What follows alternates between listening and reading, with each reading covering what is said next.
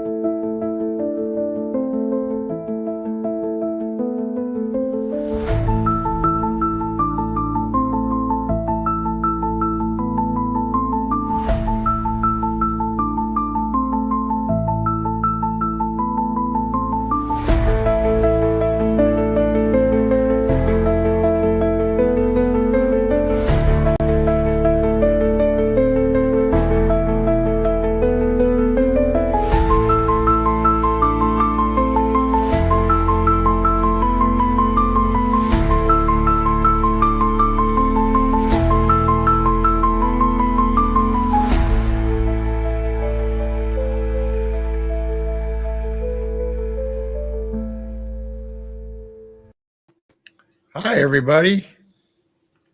Oh, hello. Welcome to the Night Owl Lounge. Live from the Midwest. It's a Night Owl Lounge for everyone who can't sleep and they're up late.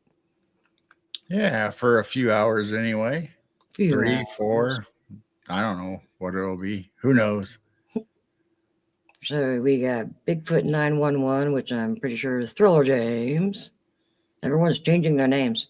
There's Yeah. T-Bone, Dragonfly. Welcome in. Welcome in on a Wednesday windy night.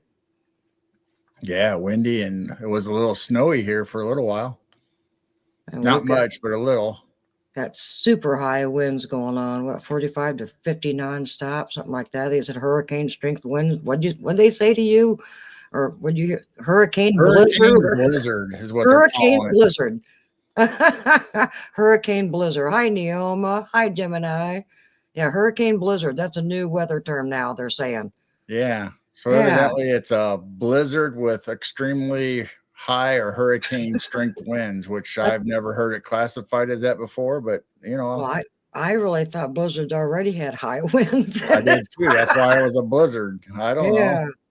So now it's a hurricane blizzard. So no, we got snow flurries, but none of it stuck on the ground or anything. But man, the wind is Howling. really bad, howling down the chimney. It is nuts. So welcome in, everyone. Gerald's been researching on some new stuff and sounds really, really, really interesting. Well, it's not really Not new. It's old, but it's new to us, or not new to us. I mean, I read it's based on mythology, so I read mythology in school. And Blazer. I was Blazer. hi, John. Welcome in. Hey, John, welcome in. He's gonna be interested in what you got to say. Or, geez, I'm gonna start over. Welcome in, John. So we got some star maps, some Greek mythology to go along with it. That some of the images kind of match some of the old maps or the sea maps that we've been showing. So some of the images kind of match those as far as the monsters and stuff. So they're depicted kind of on both maps. And we'll get into the mythology a little bit, but we got some cryptid reports to do. And I think I have a UFO report. All right. That we can do. So we got a full schedule for tonight. So I think we got, I don't know, 20 images from star maps. Yeah, I'm That we interested. can go over. I've always been interested in the stars and the constellations, and I've been getting into the old maps, but I didn't really realize there's a bunch of these star maps. So this will be new to me. Well, I love learning new stuff. I say star maps just because the sailors used the night sky, but these are the constellations, actually, the shapes that the constellations make. So it still has the stars, but it's the constellation shapes that look like the creatures, some of them that are on those old maps. Okay. And Neoma, I did see some of them on our camera, but it was kind of windy and icky. and cold. But I was checking out the outdoor cameras, and I was seeing some of the planets. I'm not sure if we were able to see all 7, but I got to see some of it. It was pretty cool. So hope everybody's doing well tonight, and you guys are all inside and staying warm, depending on where you're living. I know Iowa got blasted pretty hard.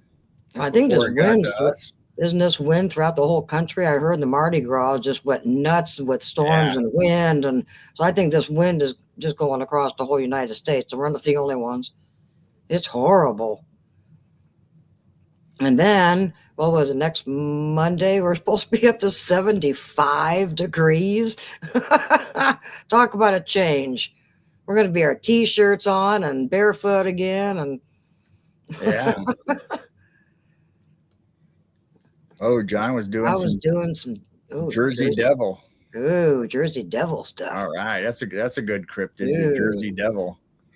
Neoma said we had a beautiful sky to look at them, but I didn't get out early enough to see all 7 of them. Yeah, I think I saw some of them, but there was a lot of stars out, so I wasn't quite sure what I was really looking at. I was looking at the brighter, bigger ones.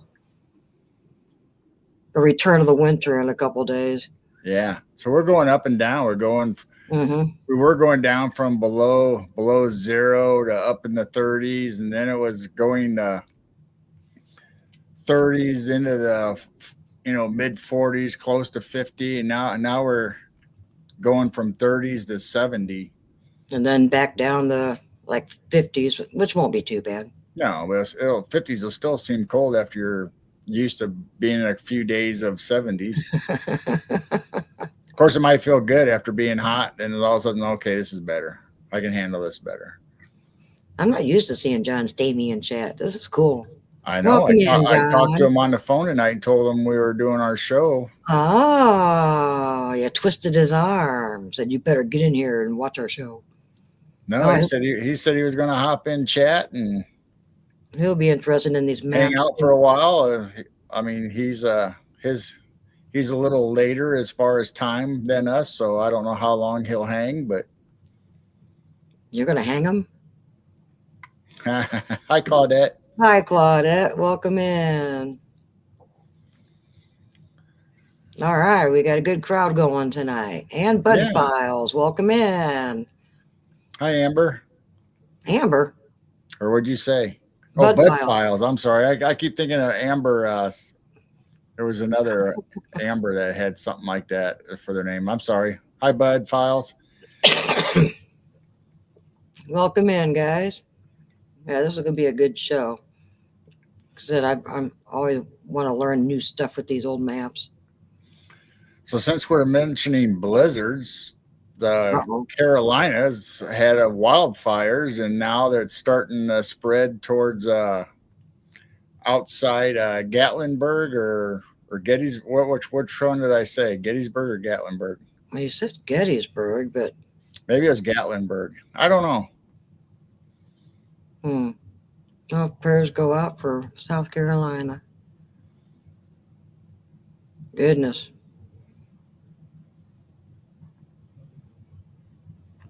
Well, on that note, On that note, what else is going on? Anything? Or should we And go ahead then- and start the cryptid reports or something? yeah, we could start the cryptid reports.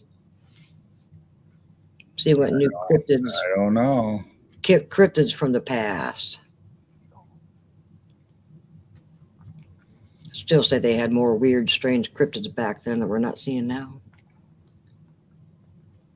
Well, we do have one that we missed last week. We did. How did we Yeah. miss that? I don't know. I must not have uploaded it or something, but I said I thought there was one more and I couldn't find it. And then today I noticed it when I was uploading the new one. At least I don't think we did it. Yeah, and you almost Maybe said we it's near Gatlinburg. Did we do Jack the Ripper? I don't know. Oh, Right. well, we'll do it again. If You almost said it's near Gatlinburg. Gatlinburg. All right. That's what I thought. Different timeline. Are we live on Rumble? Yes. Oh, okay. Hi, everyone on I said YouTube. hi I to was him. up in Rumble. Yeah, Mr. B was over there. He came over here. Hi, Terry. Welcome Yeah, I in. said hi to him over there in Rumble, but Okay. Rumble, we don't get many people in chat for some. We get people watching, but they don't pop in chat. I don't know No, why. it's not movie night. That's why. Oh, Regular, they ought to just go ahead and come over here and on YouTube. yeah, but they ought to pop in and chat if they're watching in Rumble.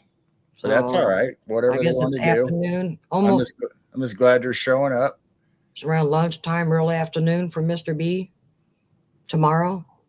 tomorrow. Happy Thursday, Terry. So this one is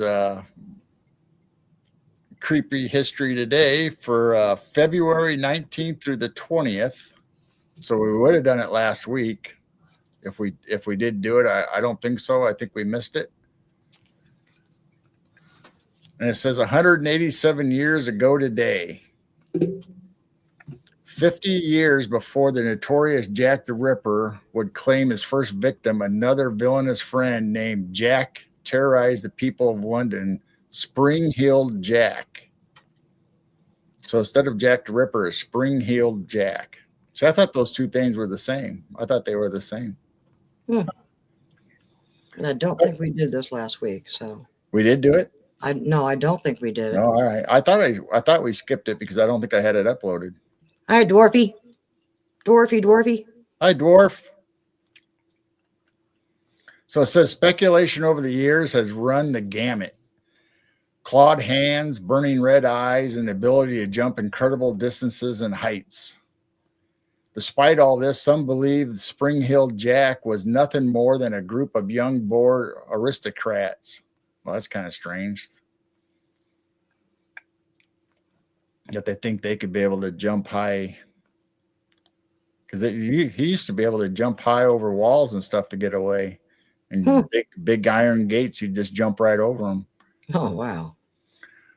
Others, however, are convinced he wasn't even human, instead proposing that Spring-Heeled Jack may in fact have been from another reality entirely. Unfortunately, like Jack the Ripper, the identity of Spring-Heeled Jack still remains a mystery all these years later. Says also of note, in the 3 days following the attack of Jane Alsop, the Times would run a story on her encounter under the title Outrage on a Young Lady. It was here that the name Spring-Heeled Jack would appear in print for the first time ever.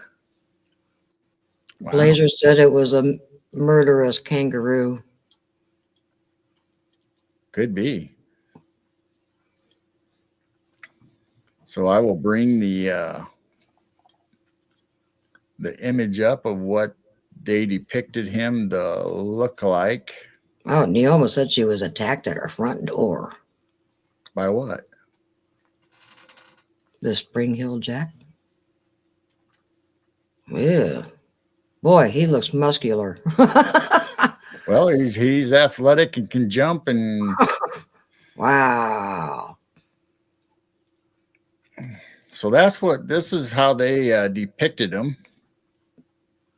I don't know if anybody ever really saw him or just was able to describe him, but their drawings are always so unique. I know that this is from Creepy Acres, by the way. I usually say it every week. So this is from Creepy Acres, and this is the drawing or depiction that they came up with. It's got blue smoke coming out of his mouth. Yeah. Look at those hands. So those hands would really tear you up. So obviously he has muscular legs because he can jump and run fast, and he's strong enough to subdue somebody, and he's got claws to be able to tear somebody apart.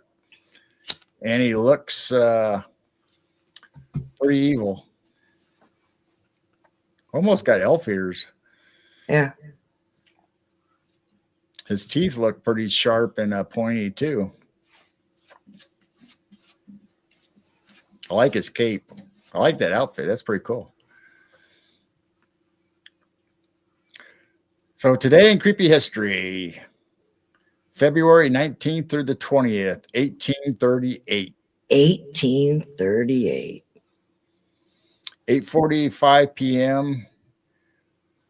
Bow, London, England. Jane Alsop, 18, answers the front gate of her family's home on Bear Blind Lake. She is greeted by a shadowy figure claiming to be a police officer. Well, he must not have been dressed like that if it's claiming to be a police officer,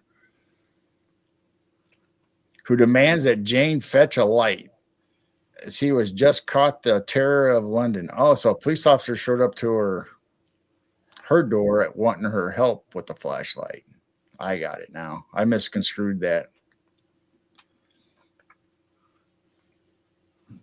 As he was just caught the terror of London, Spring-Heeled Jack. As Jane hands him a candle, he throws it off his cloak and reveals the fact that he is in fact an famous monster. Oh, so it was Spring-Heeled Jack that showed up to her door.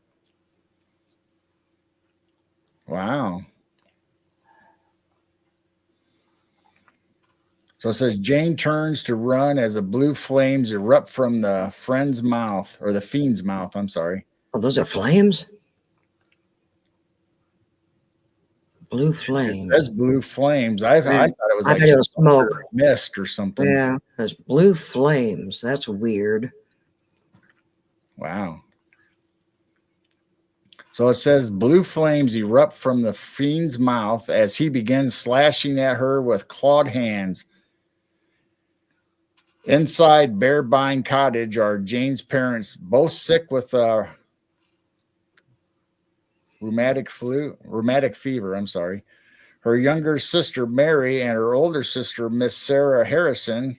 Hearing Jane screams, her sister rush outside. Miss Harrison pulls Jane from the demon's clutches, rushes her back inside, and locks the door, which the beast begins smashing through or against. Terrified, Mary runs upstairs, throws open a window, and screams for the police. This causes the villain to flee, bounding away in a giant inhuman leaps. Later, Miss Alsop takes her injured daughter to the nearby Lambeth Street police office, where she reports the attack. So yeah, it said it had blue flames.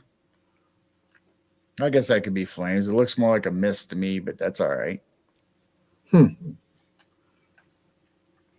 there's the claws. He's wearing a cape.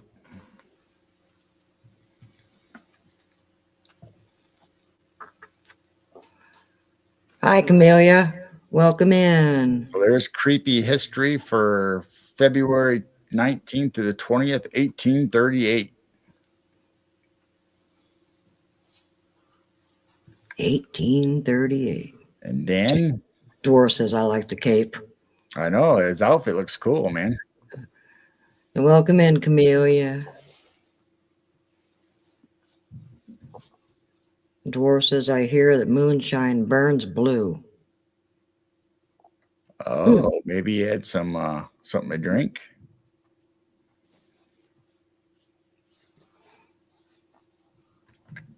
And then, so I'm not sure if we did this one either, but we'll go ahead and do it. This is the next one in line, February 24th, 1976.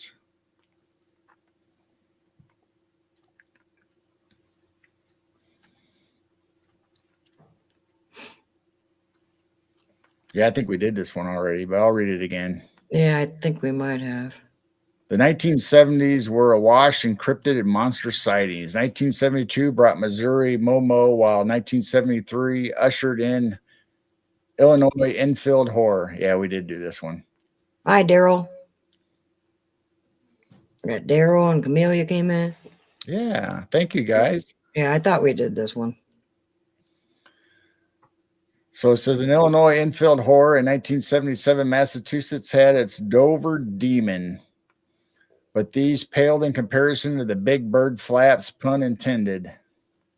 Swept over Texas in 1976. Numerous sightings and encounters spread out over months, and multitude of witnesses make this one of more credible and fascinating cases in cryptozoology. While Descriptions of the creature varied from witness to witness. One thing remained constant.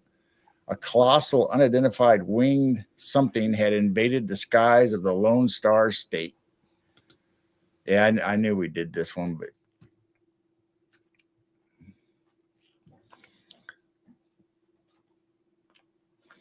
thought I'd go ahead and read it anyway. So it says, today in creepy history, 24th February 1976, 3:15 p.m. San Antonio, Texas. 3 teachers from the Southside School District, Patricia Bryant, Marcia Dahlberg, and David Rendon, are each driving separately along the isolated Pleasanton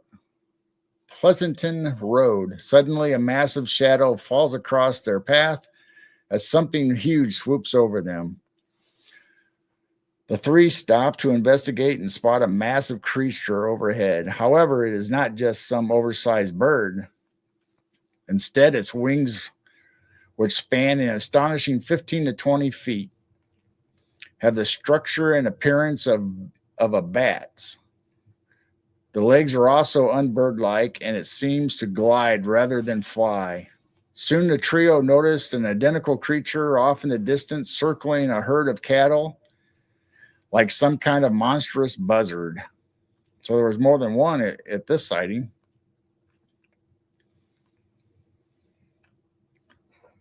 So it says, later Bryant searches the encyclopedia attempting to identify the avian nightmares that she and her co-worker saw. Disturbingly, the creature that best matches what they witnessed is a monster from a long bygone era, the prehistoric pterodon. So that was February 24th, 1976. Neoma asked you if you have ever checked out the Plaza Bird in Alta, Illinois. Is that what the one that they picked up a kid? Yeah, Southern Illinois. That was the one that picked up the they kid? called it a Thunderbird in the reports, or all the stuff that I've seen. I remember it coming across the radio and in the newspapers in the 70s when I was a kid.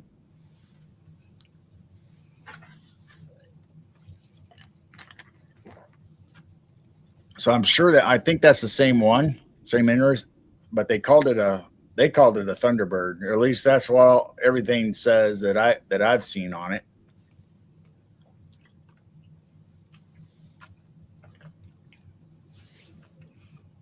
Well, they probably don't have much time to really get a good examination to compare it to a Thunderbird or a Phoenix or Pterodactyl. At the time it happened, I don't think they called it a Thunderbird, but now that's what all the reports, when they go back to talk about it.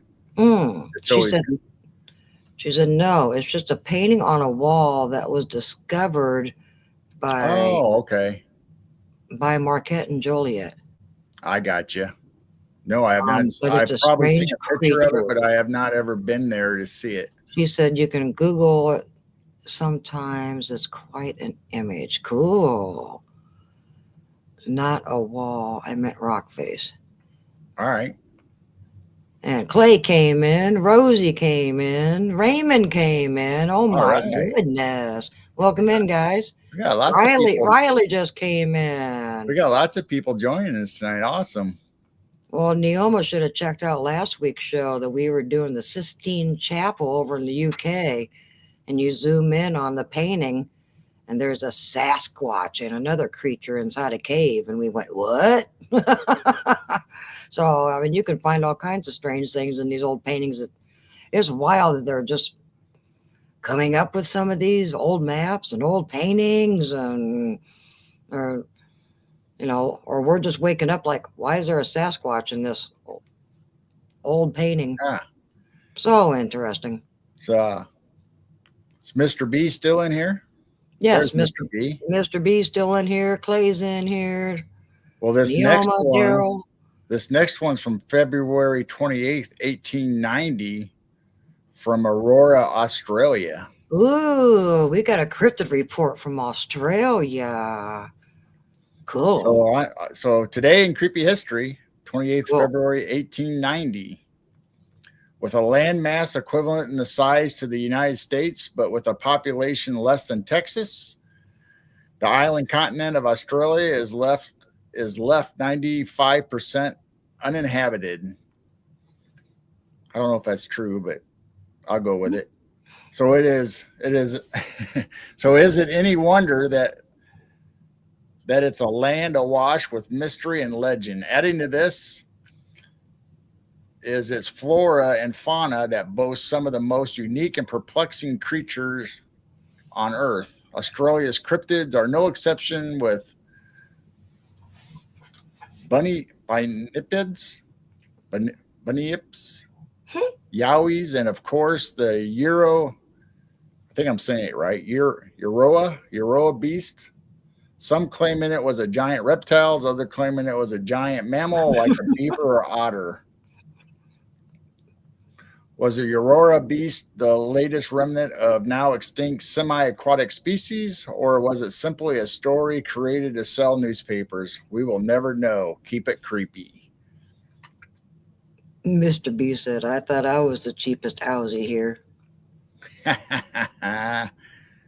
Camellia Aussie here too. So this is what they. Oh. This is how they drew it. Oh my. So it looks like it has like a cat, a feline kind of face, but then it turns into like an otter body, because then the neck with the body looks like an otter.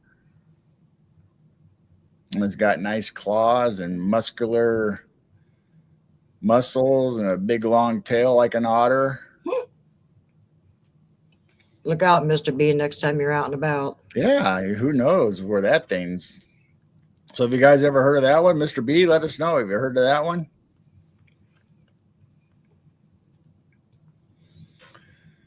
So this picture from Creepy Acres says, today in creepy history, 28th February 1890, Aurora, Australia. I might be pronouncing Aurora.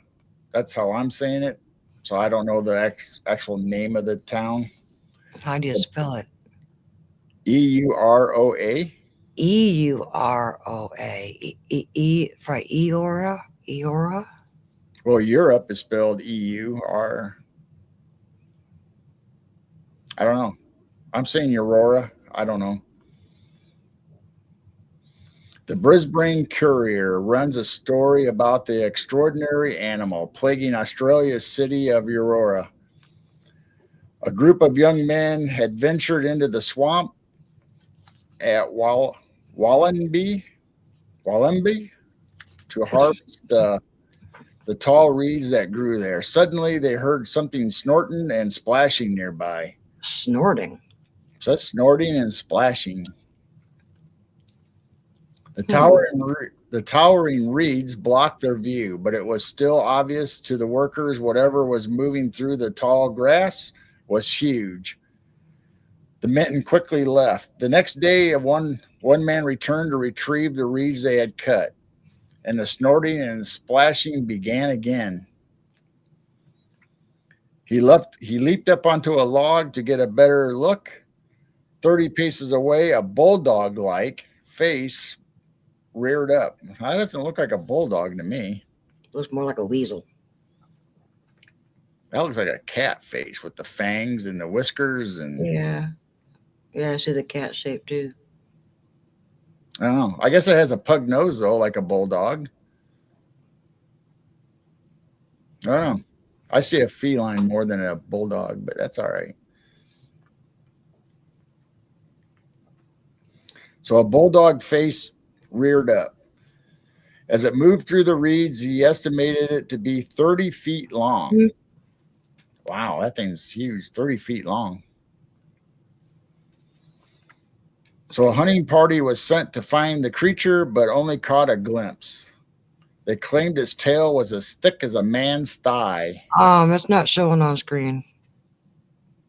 What do you mean it's not showing on screen? It's showing on our screen on StreamYard, but I'm in YouTube. It's not up on screen, so they're not seeing it. Really? Yes. May said that. Hi, May. Thank you for saying that, because for some reason. Well, we did get an update today, so, but for some reason I had this chat going, and it Can they see it disappeared. now? Could they see any of the other pictures we did? I don't know. No, I'm seeing it. Now it's up. I don't know about the others because my tablet went off. Oh, And Clay says there it is. Yeah, they're seeing it. all right. I wonder why that is. Did you guys see the first one? I'm sorry. I try to have this tablet going. I don't know why the tablet stopped here. So they didn't see the other ones either? I don't know. All right. Well, I'll zoom in again on his face now that everybody All can right. see it. Can they see it? There. All right. Sorry about that, guys. I guess I forgot about my tablet. And oh, Scott came in. Hi, Scott. Anyone else sneak in? Hi, everyone. Rosie, it's great to see you. Clay, are you under snow? Did you get any crazy snow yesterday? Monisha. Welcome in, everybody. All right, so yeah, now we can see. So here's the depiction that the artist drew of the pug nose. They're saying bulldog. I'm saying it looks more like a feline because of the jaws and the whiskers, but that's all right. Long neck, very sharp claws. And it does kind of look like a weasel or an otter, I guess. And they said the tail's as thick as a man's thigh. And it was 30 feet long. That's big. So maybe when I took it down, removed it from screen, then it quit showing. But I don't know. Sorry, everybody. Yeah, normally, I don't know why this tablet kicked off. Normally, when it's on, it's on. I look down to check, and I went, "Oops."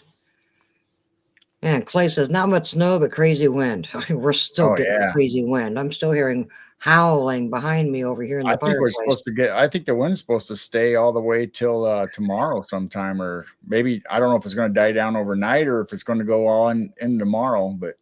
And if anyone's wondering, that's why the 24/7's down. It's just, I mean, even the barn, watching the goats, you're hearing nothing but roaring and howling. And so I just shut the 24/7 down for a couple of days till this weather passes. Mr. B says it sounds like a bunyip. Bunyip? And it mentioned that in the article. It mentioned bunyip in the article. But it acted like this is something different than that. Never heard of a bunyip. Oh. So then the last one I have, I think it's the last one, says March 3rd, 1972. Oh, 1972. I was 10 years old. So this guy says... Prehistoric weasel? Well, we said it looked like a weasel. Yeah. So if it's prehistoric, it would be huge. So I don't know. I mean, is it from the prehistoric age? Is it a cryptid? What is it? So today in Creepy History, the 3rd of March, 1972, from the green-clawed beast that dragged Naoma Johnson beneath the surface of the Ohio River in 1955 near Evansville, Indiana, as she swam with her children, to indescribable Octoman spotted shambling in the waterways around Cincinnati, Ohio in 1959. The Ohio River and its many tributaries have been a source of numerous bizarre and inexplicable encounters. None perhaps as famous as the Loveland Frogman. Various theories have been put forward over the years on exactly what they encountered that night. The most common being that it was a escaped pet iguana that was missing its tail. However, with the frigid weather, and iguanas would have simply frozen. So then what was it? Keep it creepy. Keep it creepy. Yeah, they always say that. Keep it creepy. Keep it creepy. So that was the 3rd of March, 1972. Now tell me if you can see this before I go any further. Can everybody see it? Nope. Yep. It's up. All right. Exactly. I keep forgetting that YouTube's a little bit behind than our StreamYard. So they're picturing it as a frog. It's like Frogman of Ohio. With claws. They do have a Frogman festival over there. That's well, this is from Loveland, Ohio. This is the Frogman. Yep. Okay.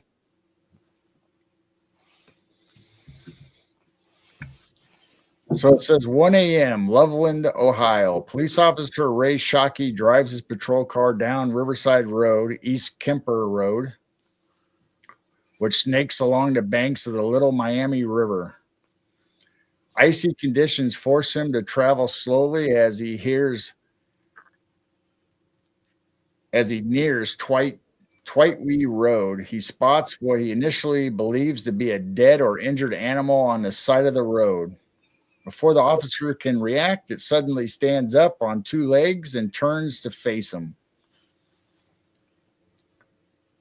Illuminated in the patrol car's headlight stands 3 to 4 foot tall, 60-pound bipedal creature with leathery skin, webbed hands and feet, and a frog or lizard-like face. Instantly, the bizarre beast bolts across the road, leaps over a guardrail, scrambles down the embankment, and plunges into the freezing waters of the Little Miami River. Unsure of what to do, Shockey returns to the police station and picks up a fellow officer, Mark Matthews. The two return to the scene to investigate to find no evidence of the creature, just some marks on the guardrail and scrapes along the shoreline leading down to the river. This wouldn't be the first or last sighting of Loveland's Frogman. You think there would be a prints of him walking or something if he's bipedal? Mm-hmm. And CRJ is in here, and John said he had to leave. He said he'll talk to you tomorrow. Or All right. He said he'll call you tomorrow. All right, cool.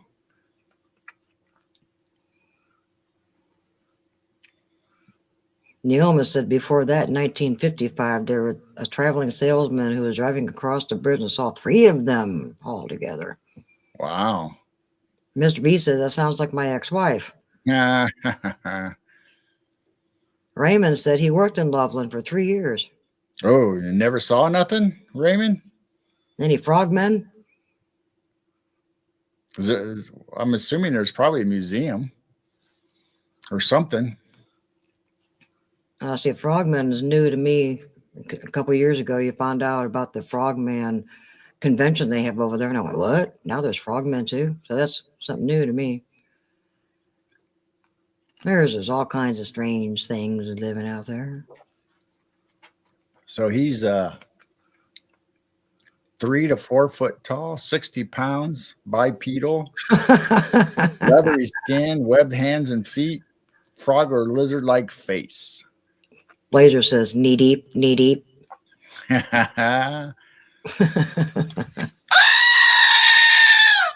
So there's creepy history for this week anyway, or today if you consider it March 3rd.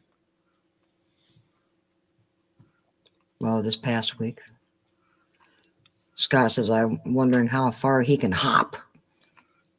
Yeah, it sounds like he kind of slid and drug himself down the embankment, or he was laying on the road. Why was he laying on the road? Or did he get hit by a car before they showed up? Or, you know what I mean? I wonder if he was injured.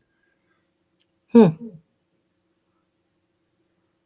it said it stood up and stood 3 to 4 feet tall, because he said he thought it was an injured animal on the road or the ditch or the side of the road, however it was worded. Just a big frog. Florida man. You see that, Riley? Riley, I have seen Florida man. I don't think I know what Florida man looks like. Is it like a hairy man? Is it a wild man? Hi, Baja girl. Welcome in. Yeah. Yoma said, also, the native people of that area told stories of the frog that they thought was a river demon to trappers back in the 1800s. Oh, wow. River demon. Cool. Wow. The river demon. Blazer says, Florida man looks like a mix of gore. Oh, stop it. Stop it. Mr. B says, I was probably looking for Miss Piggy. Wow. Oh. Oh my gosh. Oh, my ex-wives, Miss Piggy. That deserves a goat. Oh, boy. Well, we're done with the cryptid reports. Yeah, that's it for this week. Ooh. Now we're ready for star maps. And No, we have a UFO report. oh, never mind. I didn't say that. We can do the UFO report, then All right, UFO report. Ooh, man, the wind. I'm watching the front porch. Everything's just flying all over the place. All right, UFO report. Well, what should we do? A sound? Where's a good sound? Oh, is that UFO? I don't know. Sounds like a robot to me. I don't know. That's spooky. This one's probably going to be hard to see, but we will try it anyway. Now people are following each other. So let me know when you can see that on the screen. I see it in StreamYard. Yep, it's up on YouTube. It's up on YouTube. All right, UFO report. All right. Did you say what year? Why were they all shaped like that back then? Now they're all shaped differently. I know, isn't it weird how they've evolved over the... So this says on this day in 1965, March 2nd.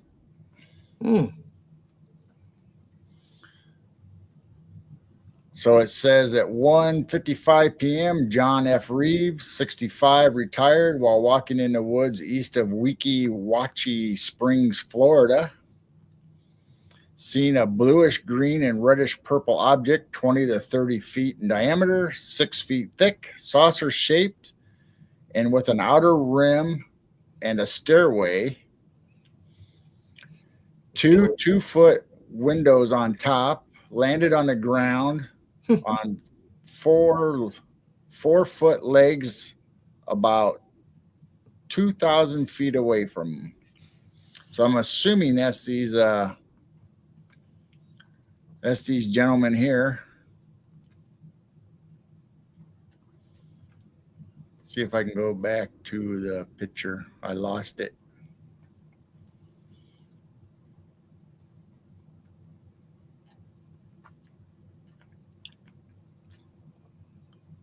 So I'm assuming one of these. It says Robert S. Carr left NICAP, and I think, isn't that the group that your mom belonged to? I don't know. We'd have to look up that little card. Member of Clearwater, Florida, and John Reeves Wright on the site Route 50, 4 miles northeast of Weeki. I'm assuming I'm pronouncing this right. Weeki Wachee Springs on March 6, 1965. So the guy on the right is John Reeves.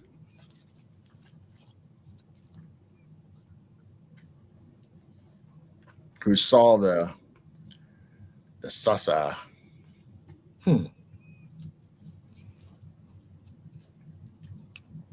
Welcome in, OCST. I figured you were here too, since the RJ's in here.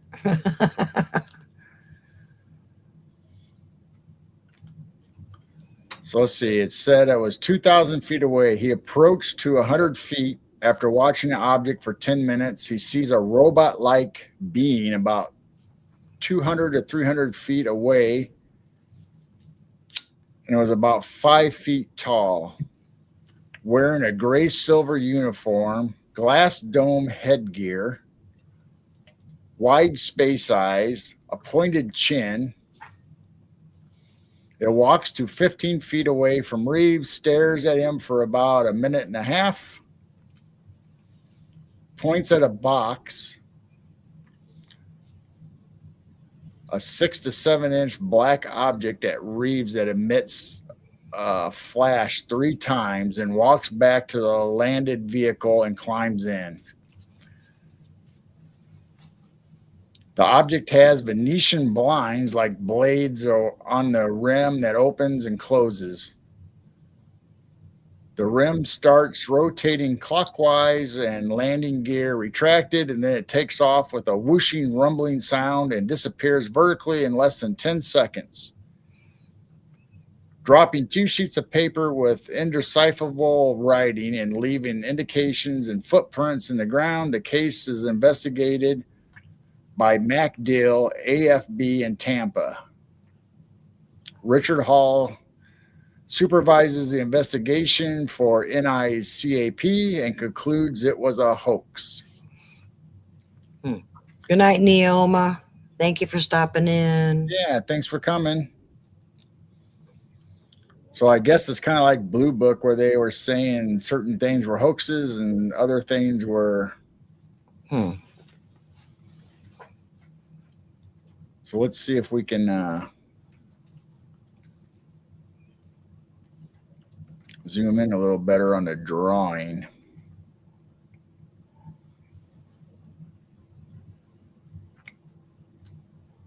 So it's clear dome, smooth metal blades. So they said Venetian blades. I don't understand that part, other than it's like a vent or ventilator or something. I don't know. The legs were brown and black. Had a ramp. They don't show a picture of the alien, though, that he described. I wonder if there's still recent reports of them coming down, landing with legs. Some reports just seem like they're just hovering right there. They don't have legs. That's interesting. So there you go, March 2nd, 1965. It'd be funny if I come across this in the box. Probably should be. Yeah. So it says Brooksville, Florida, witness John Reeves, 1:55 p.m. So I don't know if that's when he witnessed it or if that's when he made the report, or if it was the same day. I don't know. I would have been almost 3 years old. So what do you guys think? You think it was a hoax? Have you heard about this case before? Kind of looks like the Lost in Space. Yeah, looks like Lost in Space. Jupiter. Other than the fins or the blinds or whatever he described that black thing as being. Which, if you guys are watching our Rumbles on Friday and Saturdays, you can see Lost in Space. We've been showing the series at the very beginning of each show, and we're doing an episode each night. And one of these nights, when we get caught up, we'll probably do a marathon of Lost in Space from the beginning to whatever we're up to catch everybody up, because people pop in and out, and so they don't always see the previous episodes unless they go back and watch our shows. Yeah, I'd like to see with the papers, like Mr. B said, it sounds kind of suspicious. Paper writings on it. Where are those at? Where are the copies of the papers? I like to see what the symbols are, because that's what's weird about um, Roswell about they said the metal had etchings and symbols on it, but you never see what those symbols really are, or you never see any evidence of those symbols.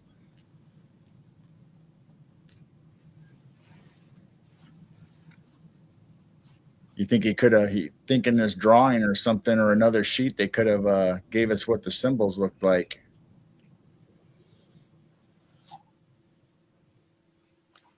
I don't know. Who knows? I mean, I wasn't there. I don't know what the guy saw or thought he saw or Very good. Good cryptid reports. Good UFO report. how he acted or what. Very good. So there you go. We had creepy history and UFO reports for the day, or at least this week. The closest ones I could find for to match this show, or the closest one to airing this show. So what's everybody in chat saying? Anything? Anything good? Because I was reading and Yeah, Terry says paper with writing sounds suspicious. yeah, it does kind of. Claudette says, I think soft closure has been happening for years. Riley says he's never heard this before. Can't say without doing research. Yep, you got to do your research. I don't know. I'm just going by what I read in that article, and I'm trying to find UFO or UFO related stuff and creepy history stuff and cryptid reports for anything close to when we get ready to do our Night Owl Lounge. So I don't know if it's a hoax or not. I don't know if anybody ever saw it again. But that was our UFO report. That was it. Believe it or not. Yeah. We can start a new believe it or not UFO report. Believe it or not. It's up to you. And then what? Man, you're rushing really fast. What's up? And then Why? What do you got? What are you doing? Shush. That was a weather balloon in Roswell. Yeah. Weather balloon. Weather balloon. We should probably do the windmill incident. That was before before Roswell. The windmill incident. Yeah, where a UFO crashed into the windmill and they ended up having a little bean. I showed the grave that one. Maybe it was on a Dennis's show. I showed the grave site where they buried him, and people. Oh, that little dude. Oh, people leave flowers and little in UFO Texas, guys right? and kind of trinkets around what they say is the grave site, and the UFO supposedly was dumped down the well and they covered it up. That's in Texas. Yes, the windmill. Yeah. All right. Yeah, that little grave. Yeah. Texas Aurora. Yep. 1898. What if he's still alive underneath there? I hope not. They buried him. Mr. B, I remember that story. A judge's property well. Yeah, it was a judge's windmill. Oh. For his well. There's a plaque there and a grave marker, and so supposedly they moved the grave marker so it's not exactly where they buried it because they didn't want anybody digging it up. So I don't know. They probably didn't bury him. He probably went to some lab. Oh. Oh, yep. See, there you go. Riley was right on it. He was buried, but the body was missing from the cemetery. They say he was buried.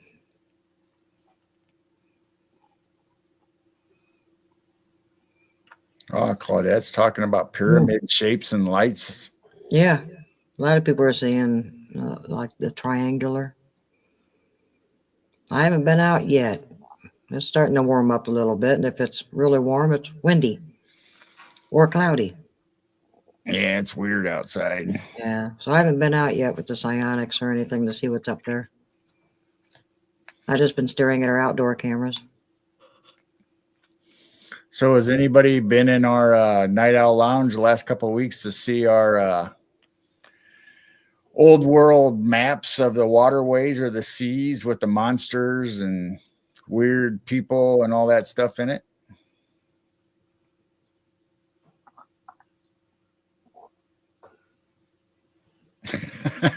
Blame it on me. What's she blaming it on me for?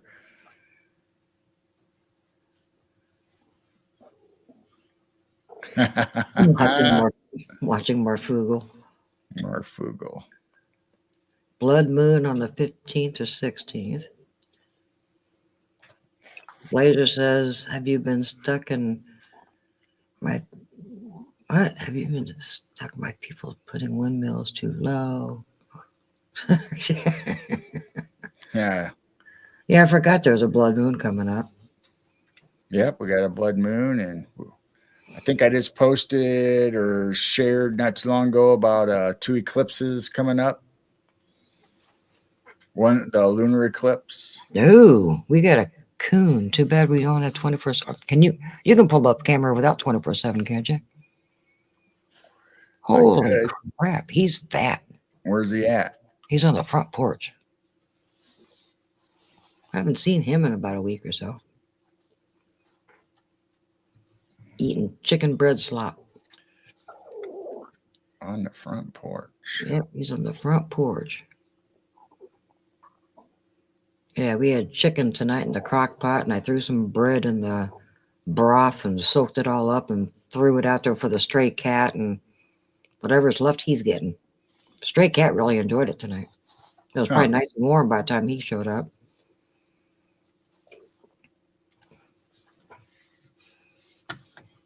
There, can you see him? Yep.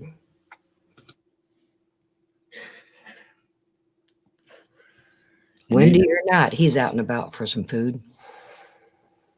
Seeing all kinds of skunks. Oh my goodness, they're all waking up from winter. I'm seeing skunks running around all over the place on the cameras. Yeah, he's enjoying that. There's some leftover corn in there. You need to start feeding these creatures out back. We are. Not our front porch. We do. This was a stray cat. I saw the stray cat out there. No, that don't look like a stray cat to me. Well, no, he's not a stray cat. Maybe it's a cryptid. But it's so wet and sloppy and gross, I just threw it out on the front porch. Normally, even if I didn't have food out there, he'd be eating sunflower seeds all over the place. There can't be much left because the cat ate quite a bit of it. And then a skunk came, then a possum came. So now we got a coon. He doesn't have a lot of rings on his tail. No, this one that's been showing up, it seemed like he has a short tail. Huh, pretty fat tail, though. I think he better cut back on his diet. He's a big boy.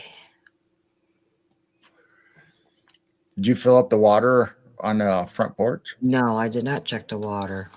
Uh-oh. We'll do that before bed so it's not dry, because I know the birds go after it quite a bit. Blazer's water bowl. Yep. Thanks, Blazer. The birds say thank you, and the cats say thank you. Even the possums say thank you. And the coons, evidently.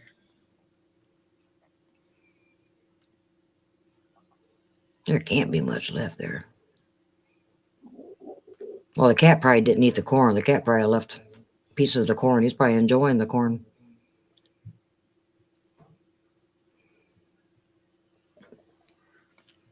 Yeah, it is cute watching them wash their hands.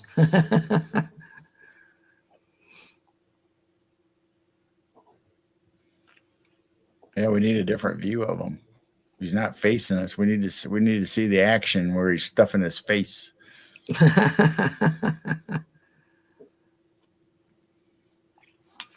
No, but here pretty soon, the deer aren't going to get fed, and these guys don't get fed. I just do this in the winter time. Once it's warm, they're on their own. But they still show up at the bird feeders. Yeah, they eat the sunflower seeds, and so you can't keep them away. There's our comedian. Hello, Blazer.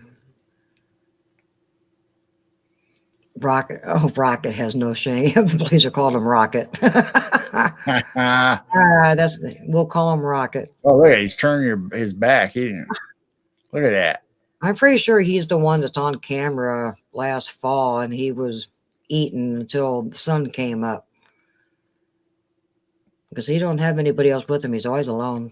I think he's having a hard time stretching his body out in that big butt. Oh, where's he going? Where you going? Going to go take a drink of water? Yep. Aw. Well, we'll see if there's still water in it. There should still be some water in it. Yep. There you go, Blazer. Now a raccoon's using your water bowl. That's cute. Did it lock up? No, it's still going. Why is it?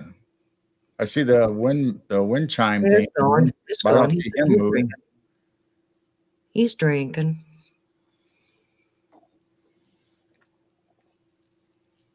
And he's probably done. Is going to waddle off the porch. Well, that was exciting. Yay. Oh, he's not done yet. What's he doing? You are not staying underneath that Hey, glider. where's he going? Hey, where you going? He's going to make a home in there for the night. Well, it is windy. Right there in the corner, there is a wind block. Well, we had our own cryptid report on the front porch. Cool. Thank you, Mr. Coon. All right. Yeah. There was a video out for the California eagle's nest that they had babies and they hatched out of the. I heard that. Yeah. I haven't seen the video, but I heard they got 2 babies that hatched. I had the video, but I didn't upload it. Oh, yeah, I heard there's 2 babies hatched. Eaglets.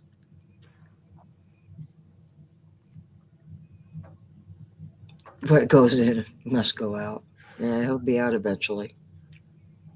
So did anybody in chat see the eagle's nest and the babies hatch? Tammy says the Bigfoot shape shifting. Just showing his big butt. Showing his big butt.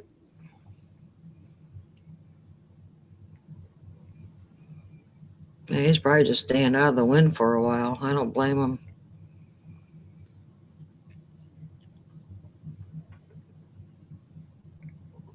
It's crazy wind.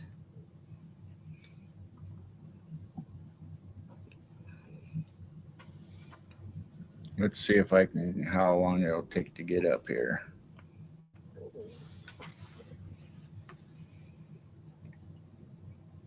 Download. Do do do do do do do. Do do do do do. Do do do do do do. Yeah, it's taking its time. All right. Well, we'll just continue talking while it's uploading. We'll show the eagles on the nest. So did anybody answer about the they've been in the last few night owl lounges about the old maps with the creatures on them? I don't know if anybody answered that. If anyone saw the old maps with the creatures. And So a Tammy few says of these cool. constellations match a couple of them. Hi, Firewater. Hey, Firewater. How many? I think 2 hatched, right? Yeah, I think 2 for Yeah. sure. Oh my gosh, Dragonfly said they have a possum as big as our raccoon. Yeah, I've seen some big possums. Possums get pretty big.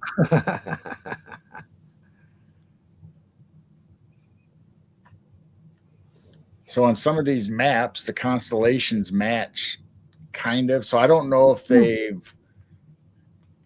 they drew the monsters according to what they already depicted some of the constellations, or if the constellations were drawn afterwards to match some of the mythical or some of the creatures that were on these maps. Or I haven't really figured out the correlation between the two, but there's definitely some of the images look the same or close.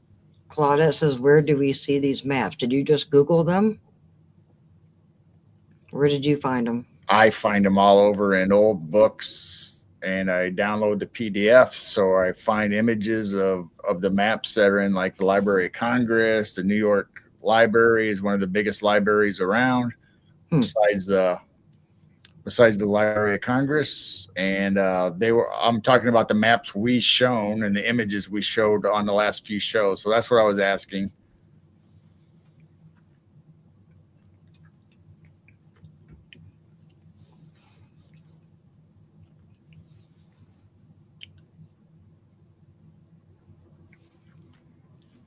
So I don't know. I think this video is going to take a while. So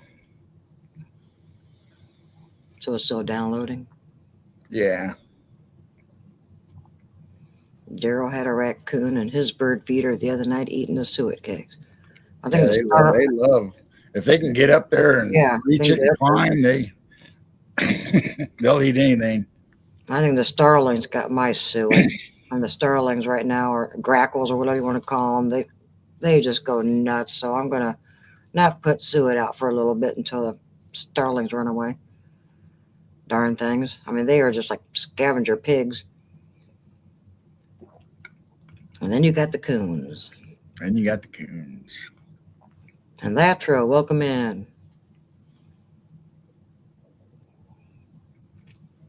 And then what?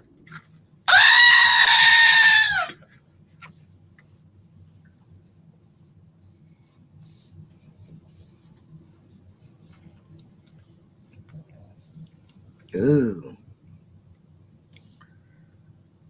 That already looks interesting. What's that? I said, that already looks interesting. So this is the southern hemisphere, what they mapped out. So that's what they see. Like that's what Terry sees. Yeah, their constellations are different than what we would see. Yes. Ah. So this is from gosh darn it, a Greek astronomer, Palamedes. Yeah. I don't know. I might not be saying the name right. And this is the description and what he charted out. And you can see you have all the figures of the southern.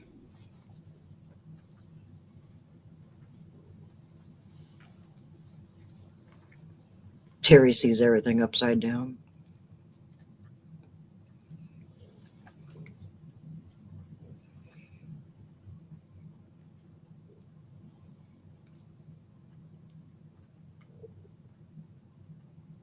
So where's the Southern Cross that they talk about they can see down there?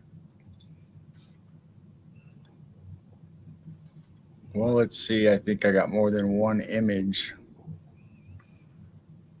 This is the southern hemisphere. I think it was rotated or a different time.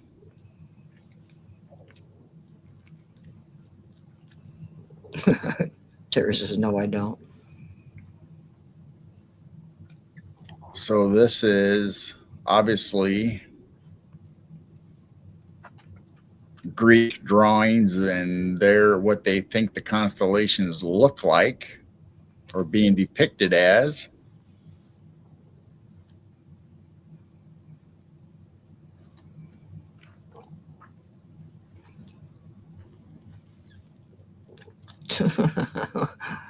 Where's the cross constellation? Terry says, it's in the sky. Yeah.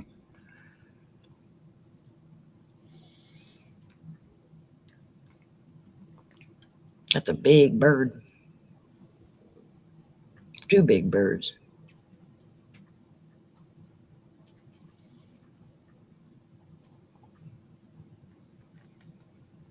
Oh, they've got the horse and the guy whatever you call that dude. Well, I call it Sagittarius, but I don't know. Then they got another Two one of over them. here. They got a centaur, a centurion, a centaur, I believe.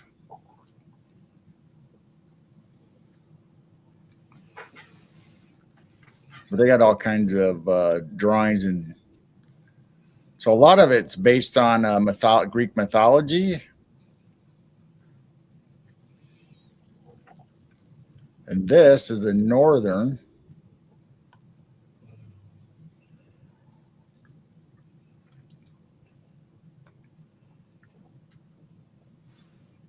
So there's Hercules and Boots. And they got Leo and Draco and Andromeda and Cepheus, and which we have some stories that go along with some of these constellations out of Greek mythology. So, how many people learned mythology or Greek mythology in school, or read books, or watched the movies about some of these Greek gods, superheroes, whatever you want to call them? It's 11:11, and we have streamed 1 hour and 11 minutes. Boom! Isn't that Wow. interesting? Oh, So here's one of the, and Oh this my. is called Cetus, or the whale. And I think that is supposed to say whale fish.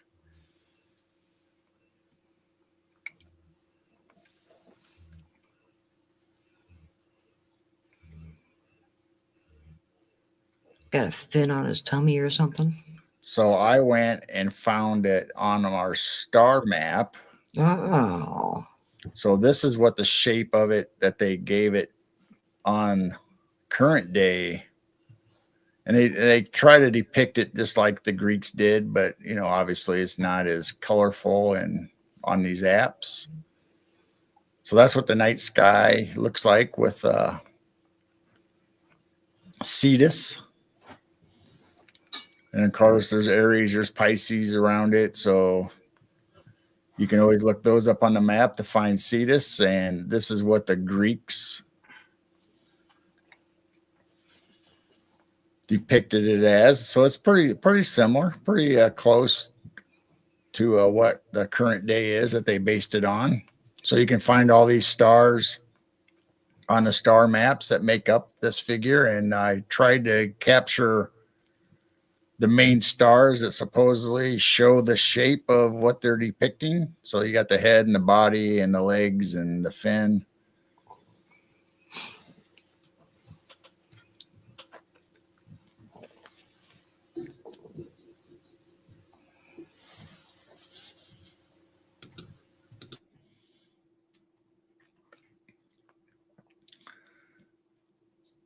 So who knows what this constellation is? What is this one?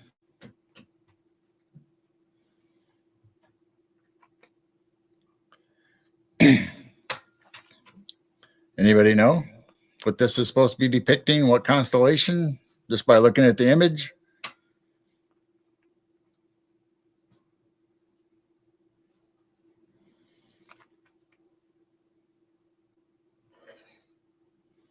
Going once, going twice. Anybody still here? Yeah, the bear, Ursa Major. This is Mama Bear. And then there's Ursa Minor, which is the baby bear that goes along with this. A very good one.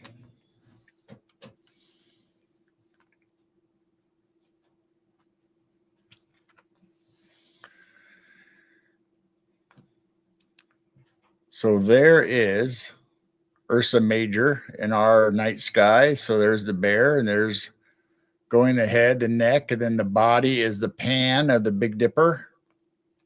And then they got the tail and the body, and then the legs. Then I think the next one might be the little bear. Yeah. So this is Ursa Minor, which is the baby bear, which has a North Star. So the Big Dipper points to the North Star. So Mama Bear's looking over Little Bear.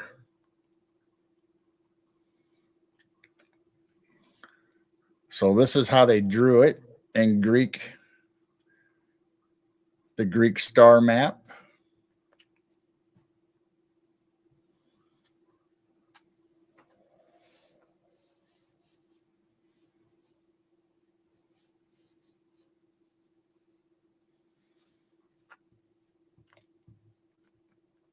So in mythology,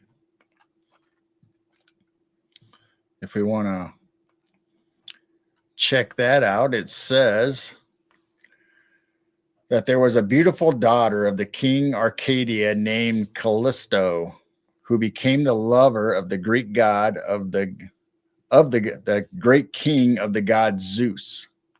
And of all these mythological stories, Zeus has a lot of interaction with other young ladies and gods, whether they're human people or other gods, and it creates all kinds of problems. Zeus creates all kinds of problems in Greek mythology. So it says in time. So it says, I'll go back to the beginning. The beautiful daughter of the king Arcadia and Callisto, who became the lover of the great king of the gods Zeus. Have a good nap, Mr. B. Good night, Mr. B. He's taking a nap. He said he was up most of the night. So it's afternoon there. So it says in time, Callisto gave birth to Zeus's son, Arceus, Arcas, Arceus. So then when Zeus's wife found out, Hera, she says, as a punishment, the goddess Hera, wife of Zeus, turned Callisto into a bear and banished her to roam the wilds. So this beautiful woman, Callisto, that Zeus had an affair with and had a son, and then Zeus's wife punished them, took her away from Zeus, and turned Callisto into a bear and banished her to roam the wilds. So over the years, Arceus grew into a great hunter. One day while hunting far into the woods, he came upon an unusual bear in that it didn't turn and run from him. Seeing the bear approaching, Arceus grabbed a bow to shoot the bear. Unknowing to him, it was his mother, Callisto. So to protect the son from being killing his own mother, Zeus changed Arceus into a bear. So that's how we got Ursa Major and Ursa Minor, supposedly, that Hera turned Callisto, Zeus's lover, into a bear. Arceus is getting ready to shoot the bear, but not knowing that it's his mother. And then Zeus, to protect his son and his lover's child, turned him into a baby bear.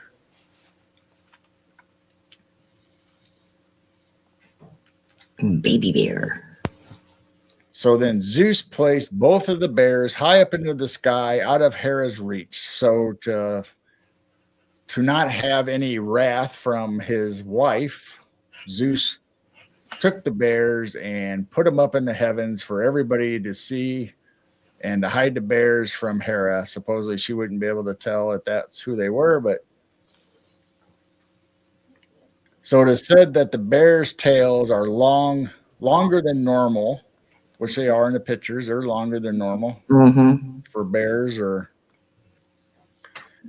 because the fact is that Zeus grabbed them by their tails, slung them around, and flung them up into the heavens above. So their tails stretched as the bears whirled around the great god's head. So that's the story of Callisto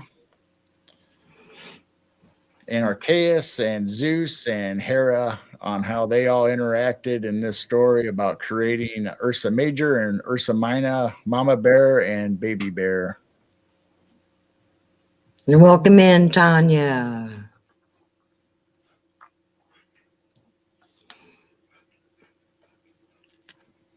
That was interesting.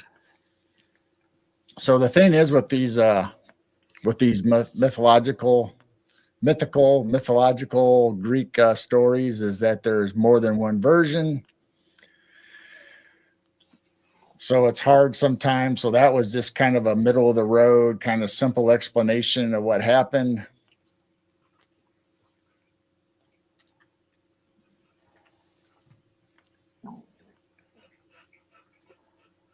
Ooh, our eagle video is almost uploaded. So anyway, there's a Native American version, which a couple of these I added those two because they were kind of interesting. They always have interesting legends. Yeah. So you guys have probably heard this one before. It's from the Iroquois tribe. The bear is represented by the 4 stars of the bull. In the Big Dipper, the bear is being hunted by 3 warriors named after birds, robin, chickadee, and cowbird, as they represent the stars of the handle. So let me go back to present day. So you have the bull right there. And then you have the 3 birds. Oh. The stars supposedly are named after them, but I don't know. We'll keep reading the story. And so it says they were named after birds, robin, chickadee, and cowbird, as represented by the stars in the handle of the Big Dipper. In early spring, bears awaken from hibernation and leave her den in search of food. The hunters spot her tracks and begin their pursuit. They stalk her all spring and summer, slowly following her northward up to the sky country high above the earth. In late autumn, the hunters finally catch up to the bear down near the bottom of the sky country, close to the earth, and slay her with an arrow. Blood from the bear's wound sprinkled down on the forest and the land below and stains and leaves red. So during the fall, that's how they're saying we get the autumn and the color changes of the leaves. That's from Ursa Major's blood. Some of the blood stains Robin's chest, and this is why their birds are red. All through the winter, bear's skeleton remains in the sky low on the horizon, but her spirit has already entered another bear hibernation into her den. Once again in the spring, the hunt begins anew, repeating each year for all eternity. Robin M. just came in and said she heard her name. Isn't that good timing? There you go. Dwarf says the bear's tail is a mandala effect. They don't show a tail on this. Yeah, the 3 points, I think, is either the rear end or the tail. But that's kind of interesting that there's all kinds of them. I mean, each civilization has their own stories to go along. I like the Greek and I like the Native American one, so that's why I picked those 2 to read tonight.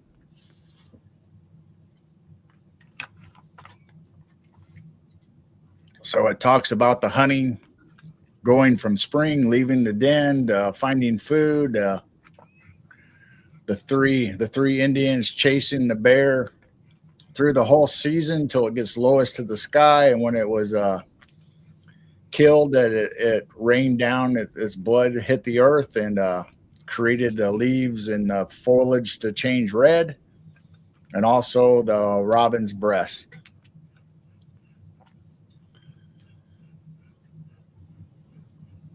And I'm starting to see robins in our yard. He's a fat bear in that one. Yeah. So here's Andromeda and Perseus. And this once again has a really good story, or at least I think it's a good story in Greek mythology. And then there's Perseus in the night sky, and there's Cassiopeia. And they're always all these things are always put close together in the night sky. So whatever their mythological story is, there you can always find the characters. If you find one of the constellations, you can look around and find the other characters that are involved, whether it's an animal, another person. So in our night sky on our map, and there's Perseus, who in mythology slew Medusa. So this is their rendition of Medusa's head with the snakes for the hair.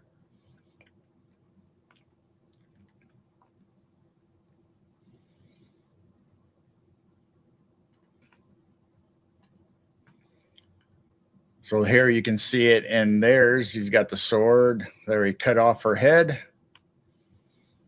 And there's her with the snakes for the hair. But these two are end up being husband and wife or lovers. So that's why they're always in the sky together. And Medusa's head is a constellation.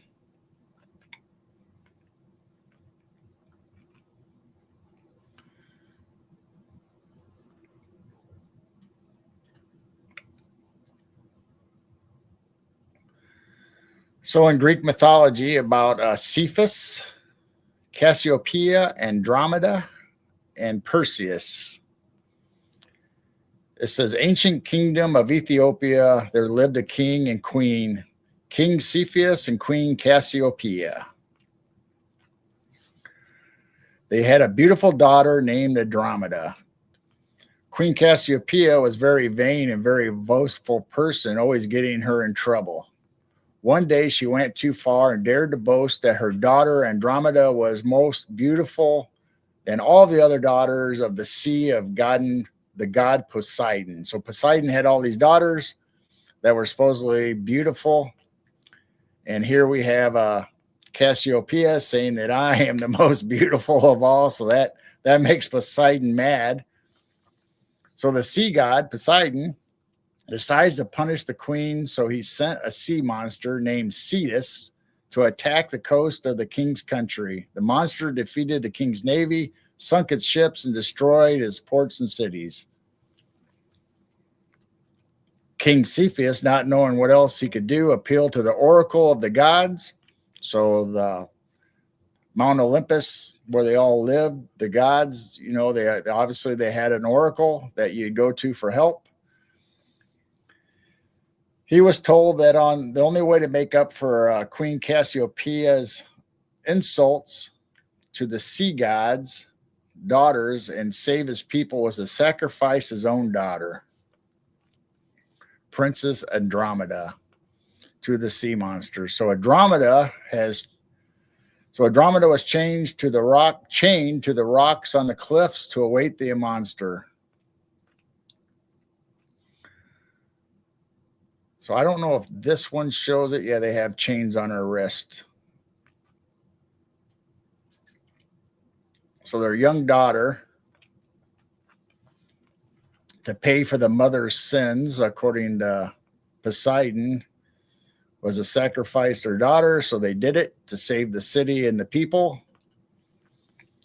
So in Greek mythology, she's chained to a rock waiting for the sea monster. And we showed that sea monster earlier, that Cephas, or let me get this right before I get them mixed up.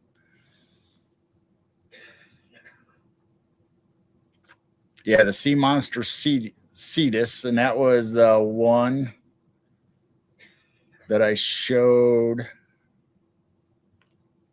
This guy. This guy is Cetus in the night sky. That is a monster. So you'll find him close to uh, Perseus and the daughter that's chained to the rock, Cassiopeia's daughter, Andromeda.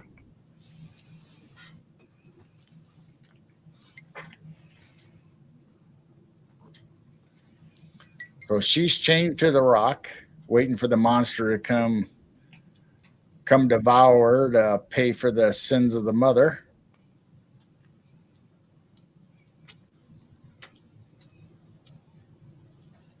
So where did I leave off at? So about that time, the Greek hero Perseus shows up. Some saying he was riding or flying on a Pegasus, the winged horse. So Pegasus is in that area. If you look in the night sky, there will be a Pegasus horse. Perseus had just gotten through killing another monster named Medusa, whose hair was made up of snakes and could turn people into stone when they looked at her. So that's how we get the head and the constellations by these, because he had just got done going through one of his things, and in the folklore or mythology, Perseus claimed that he would kill all the creatures of the world, and he was summoned to do, I think, 7, but multiple tasks, and one of them was to kill Medusa, and another one was to kill. What was it? There's three or four other monsters that he was supposed to kill, but Medusa was right before this incident happened. So he still had her head when he found Andromeda chained to the rocks. So he flew up on a Pegasus, the winged horse, and he just killed Medusa, and he had slain her by using a shield as a mirror so she could not turn him into stone. And he cut her head off with the sword. Since she couldn't turn him into stone, she was useless against him, so he was able to slay her. Perseus was on his way home carrying the head of the monster in a bag. Perseus took one look at Andromeda and fell in love. He flew over to the king and queen and asked for the hand in marriage of Andromeda. They agreed if Percy could save Andromeda and the kingdom from the sea monster. So he had to do both. He had to save her by killing the monster, which was in turn saving the people.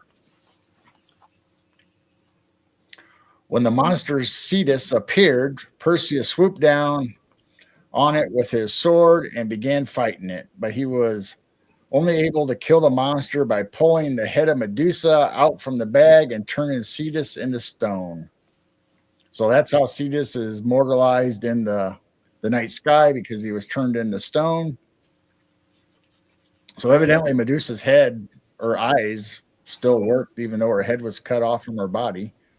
Ew.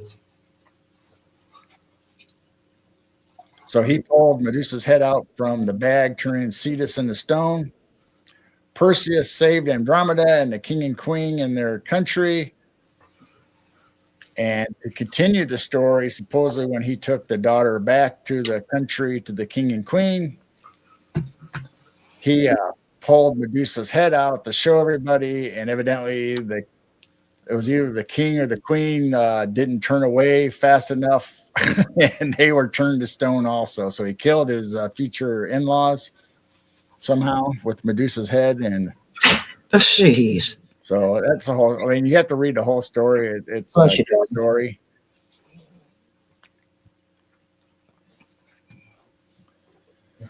Interesting.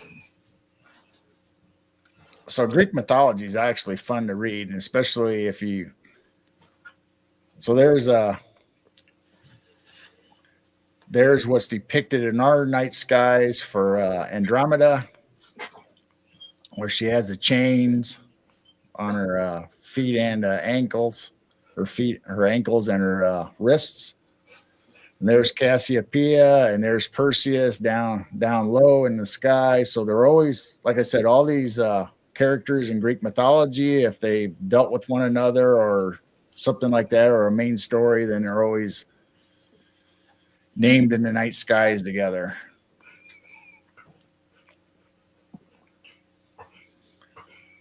So then when you have Draco and Cassiopeia and Cepheus. So there you have the king and Cassiopeia, the king and queen, in the night sky together.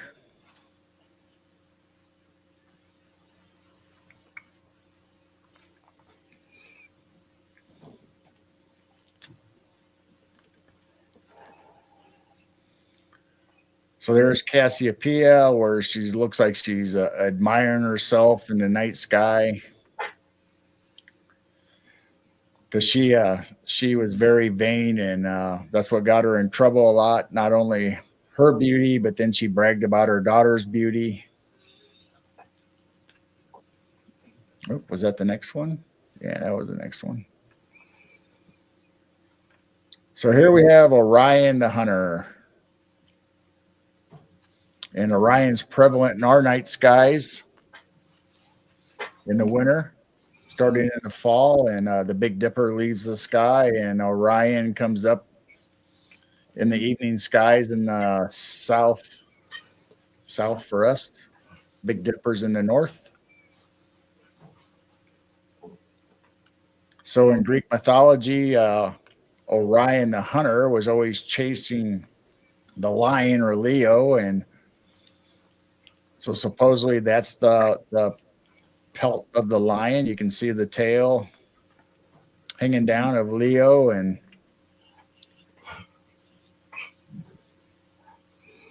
so you have, I think you have a Beetlejuice or Beetle Guys, however you want to pronounce it. I always say Beetlejuice.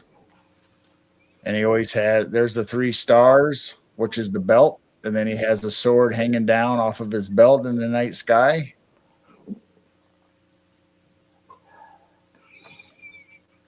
Welcome in, Derek. So I'm not sure if yeah, there it is. There he is in the night sky. So he has a shield. In the Greek mythology, he has the pelt from the slain lion. So like I said, you have the main stars of his arm with the sword, his arm. And then you have his belt, then supposedly the sword or the sheath hanging down. Why? Showing the rest of his body. If you make up the shape of Orion, it's his whole body plus his shield. For us in ancient days, it was the pelt of Orion.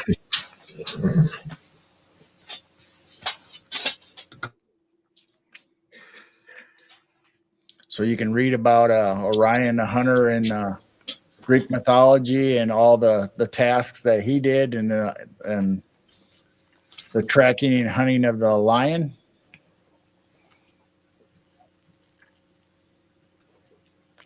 And then this is supposed to be a rabbit. This Haas is a rabbit constellation. Oh, he's got pointy ears for a rabbit. Yeah, so you have the birds and the rabbits and the animals all around them, the smaller star clusters and constellations that the Greeks have stories about the hare. And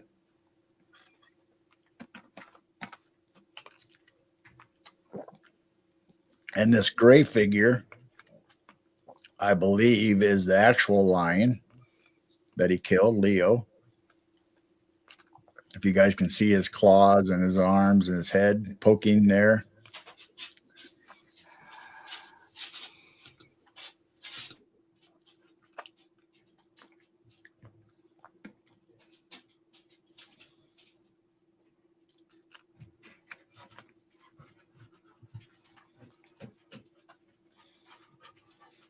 Hi, doggy. So in ancient Greek, the hero Orion.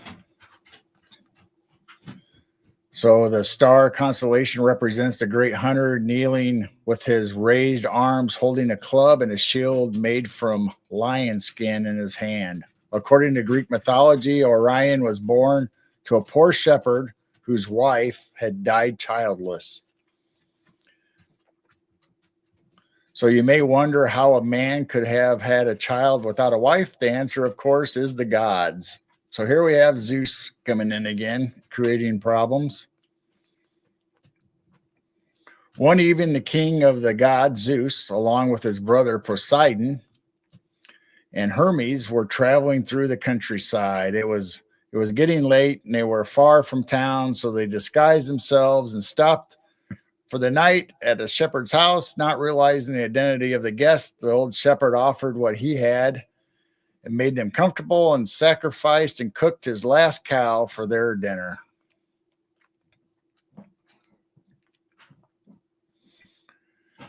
The gods were greatly impressed by the old man's hospitality, making polite conversation.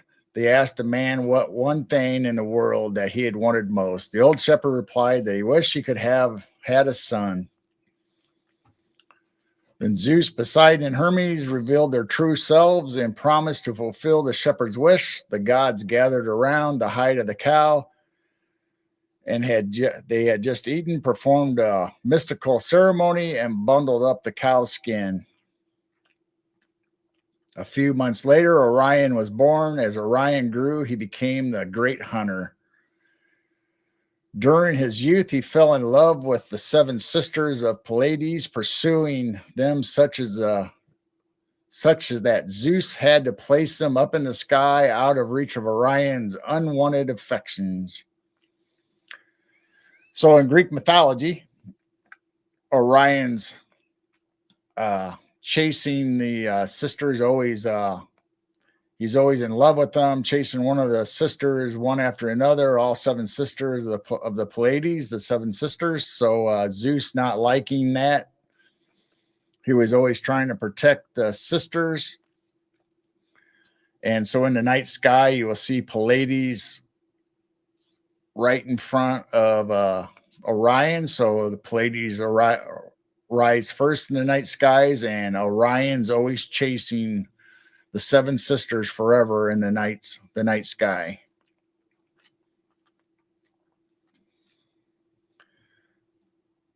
So it says that Zeus had to place them up in the sky out of reach of Orion's unwanted affections.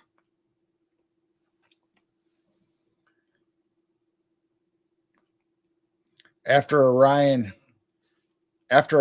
got over his love for the Pleiadians, he went on to perform many deeds and feats. Through his love of hunting, he eventually met Artemis, goddess of the hunt. They both fell in love. The god Apollo, brother of Artemis, became jealous of Orion and killed him with a scorpion. So that's why Scorpio, or the scorpion in the night sky, is right there close to Orion, because that was the big foe of Orion that was sent by the gods. So becoming jealous of Orion and killed him with the scorpion. In her sorrow, Artemis begged Zeus to place Orion up in the sky amongst the most brilliant stars, where he could remain for eternity with his hunting dog Canis Major. So you also have if you see it right there, you have Canis Minor, and you have Canis Major right there next to Orion in the night sky. And I don't think I show it on this picture, but there are also, like I said, is the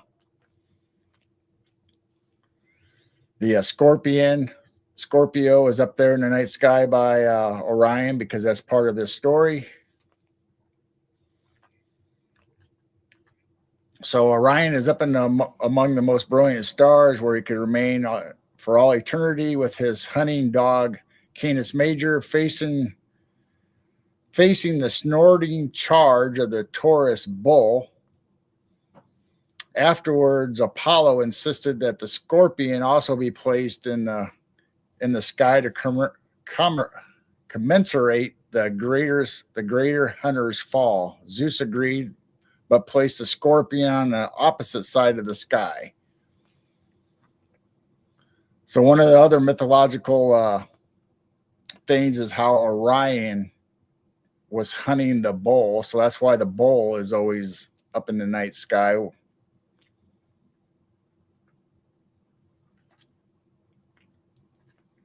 So to continue the story, I believe that the bull or Taurus up in the night sky also is in tie with the labyrinth. So there's Leo, drawn by the Greeks, and he was always hunted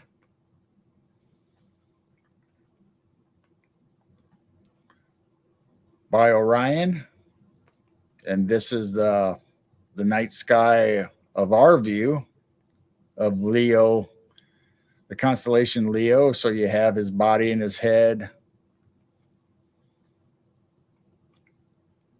So you have all the major stars: Regulus, Algebra. Oh, I might be saying that wrong. Sorry.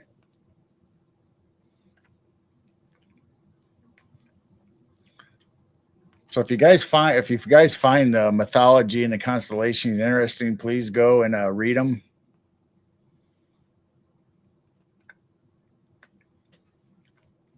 It's very interesting checking out the constellations and then reading the stories, how they relate to Greek mythology.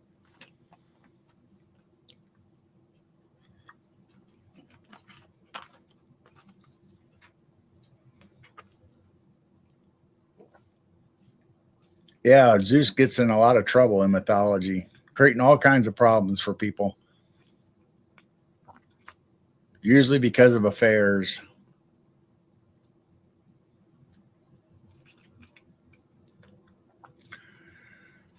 So here we have Aquarius, which is the water bearer, and supposedly he was the water bearer for Zeus up in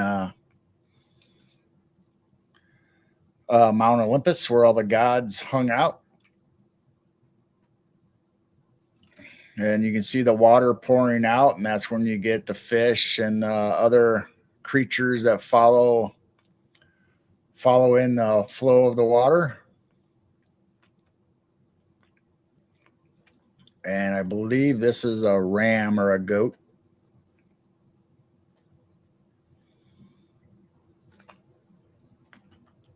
Then here's Aries the ram, which if you look up in Greek mythology, I believe this is the I can't think of it now.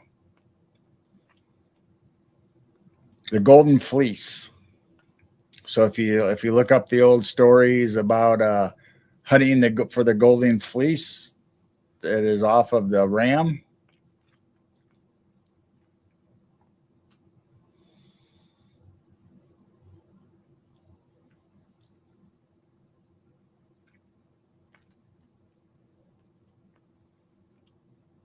So there you have the sheep herder or the goat herder. Then there's the camel.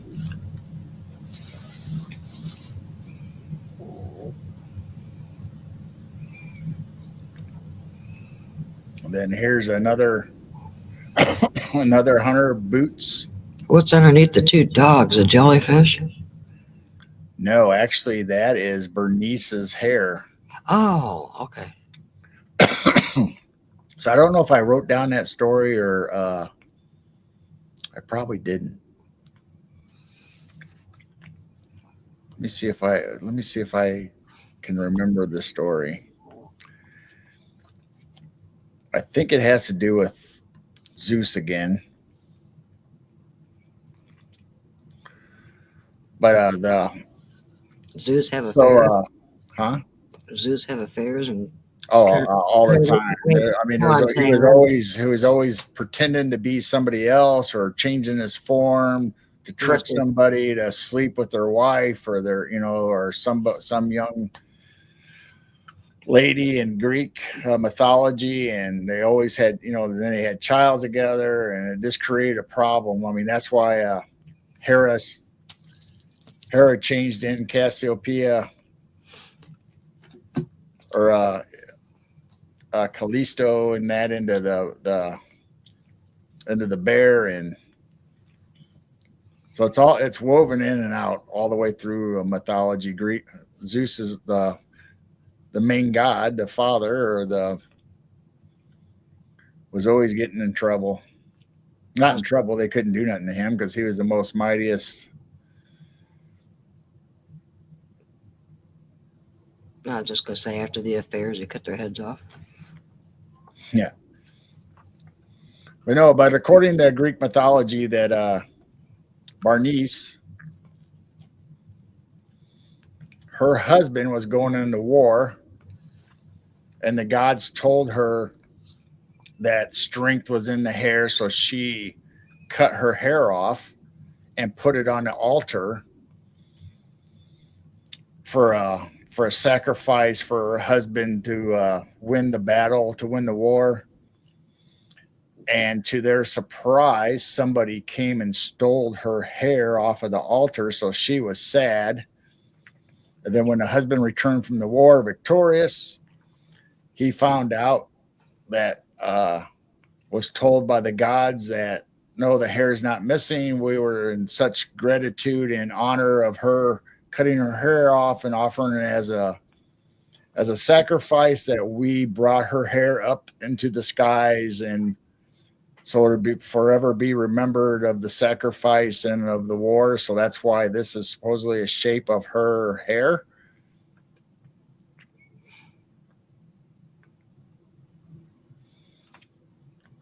So I might not be doing it justice but that's what I remember of it.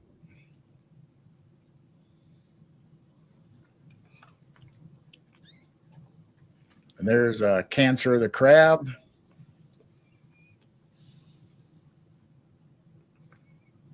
Crabby. Crabby. And then there's Cygnus the swan. And there's the harp, the layer. So there's all kinds of animals and all kinds of stuff. But anyway, that Cetus from the very beginning was on one of our maps as a sea monster. Hmm.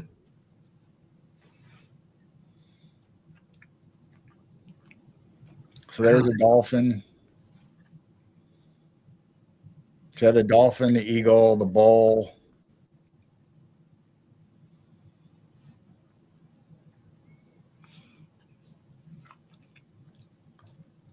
Then here's Gemini, the twins. Is Gemini in the chat?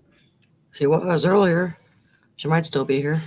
So there's Gemini, the twins, and there's a story behind that one was a son of the gods and one was a human son, but they were twins. I don't know how you do that, but evidently you'll have to read the story. I don't really remember how they were both brothers or twins together, one earthly and one heavenly or God. And then the earthly brother was killed or slain. And I can't remember how. I'm sorry, I can't remember how. But anyway, he fell to earth. And they were sad that he would no longer be able to be able to visit the heavens or the gods, his father and his brother. So him and his brother was forever put up in the stars so they could be together for eternity. And that's how we got the constellation Gemini. So many of them got punished and sent to the stars in the sky. Well, I don't think that these weren't punished. Some of them were honored by being up there. Some of them were thrown up there because of what they did. Some of them were thrown up there to keep them safe, like the seven sisters were put in the heavens to keep them safe. the Gemini twins were put in the heaven stars to so they could be together for eternity, because otherwise they would be separated for eternity if the gods didn't do that.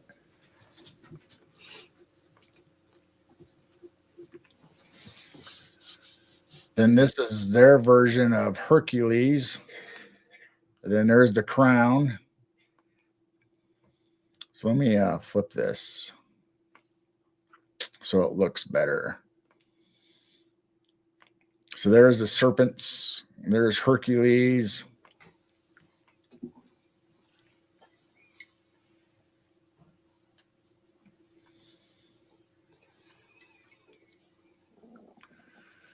There's Leo the lion.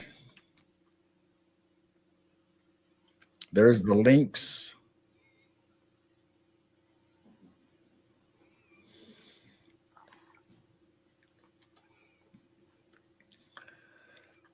And then there's the monoceros, or the unicorn, if you want to call it a unicorn, or what we would call a unicorn. And we saw that on maps, the monoceros. If you remember some of those maps where it had the monoceros.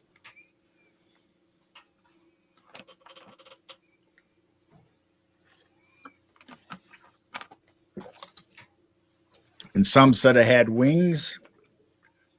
And there's Orion, which would be right next to him. What's above the unicorn? That is a dog or a hound. It is a dog. That's what it says. It's a hound, a hund. I don't know which one it is. I don't think it's Canis Minor. I don't know. But then this is a ship. You can look up the ship on there. And by the way, I didn't mention it. Cassiopeia, the one that we're talking about, one of the earliest stories that we were talking, is the W in the sky. Mm-hmm. Which I'll be seeing above the barn here pretty soon. So here's Pegasus.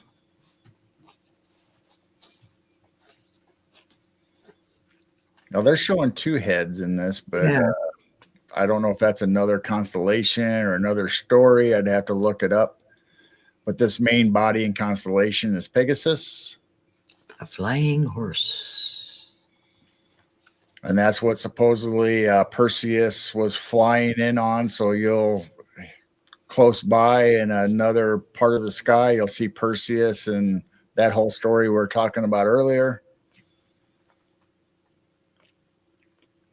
There's Pisces, the fish, in the night sky.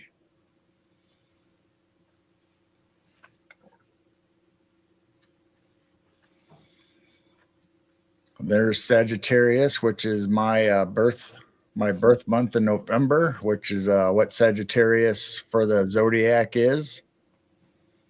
So that is like a centaur, a half horse, half man, and he was the archer.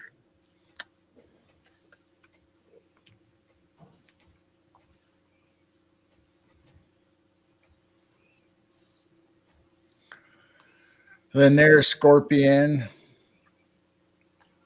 And then there's the scales.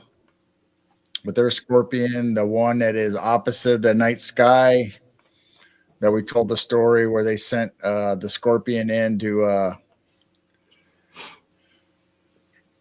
which one was it? Was it what did I say? Orion or Hercules?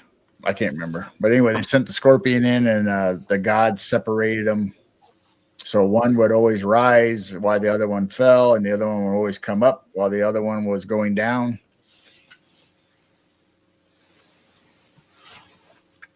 Then here's an interesting thing I found, that this is the Grand Canyon. This is a map of the Grand Canyon. Oh my. And if you take Orion and you put it on there, it matches up with the points of Isis Temple, Horus Temple, Osiris Temple.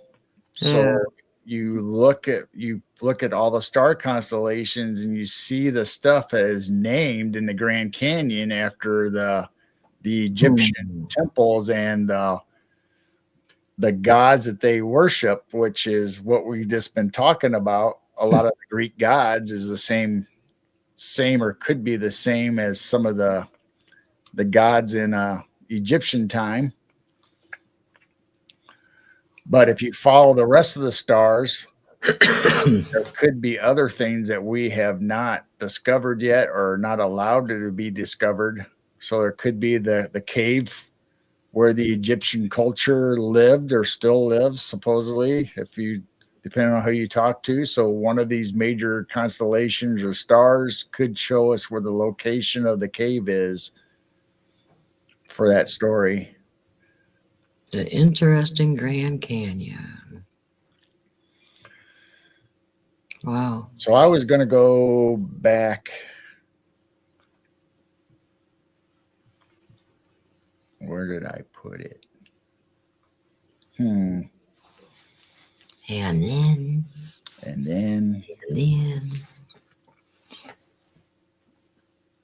the mysteries of the Grand Canyon. Interesting. I'm trying to remember.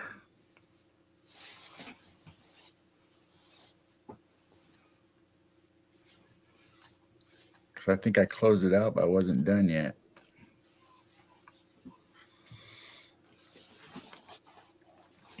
So if we go back to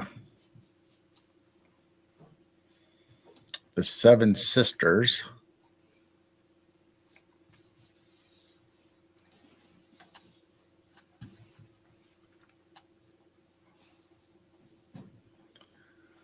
which is all about Orion chasing the seven sisters, falling in love, right? Yep. In Greek mythology,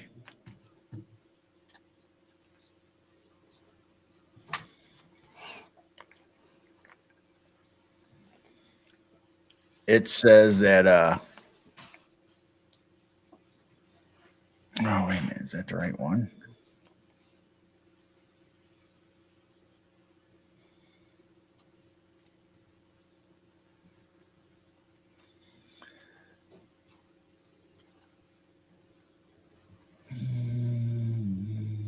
I don't know. Hang on a second. Give me a second.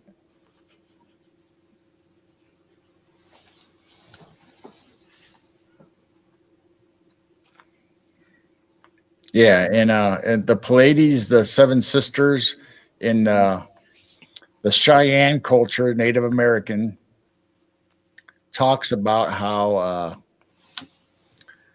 the Great Spirit raised up the mountain to protect the seven Indian maidens who were being pursued by giant bears. But the bears were so persistent that the Great Spirit had to place the maidens up in the sky country to finally save them. The marks of the great bear claws can still be visible to this day on the sides of the great mountain, which we know as Devil's Tower. Yeah. Ooh. Devil's Tower's legend is the giant bear clawing the sides.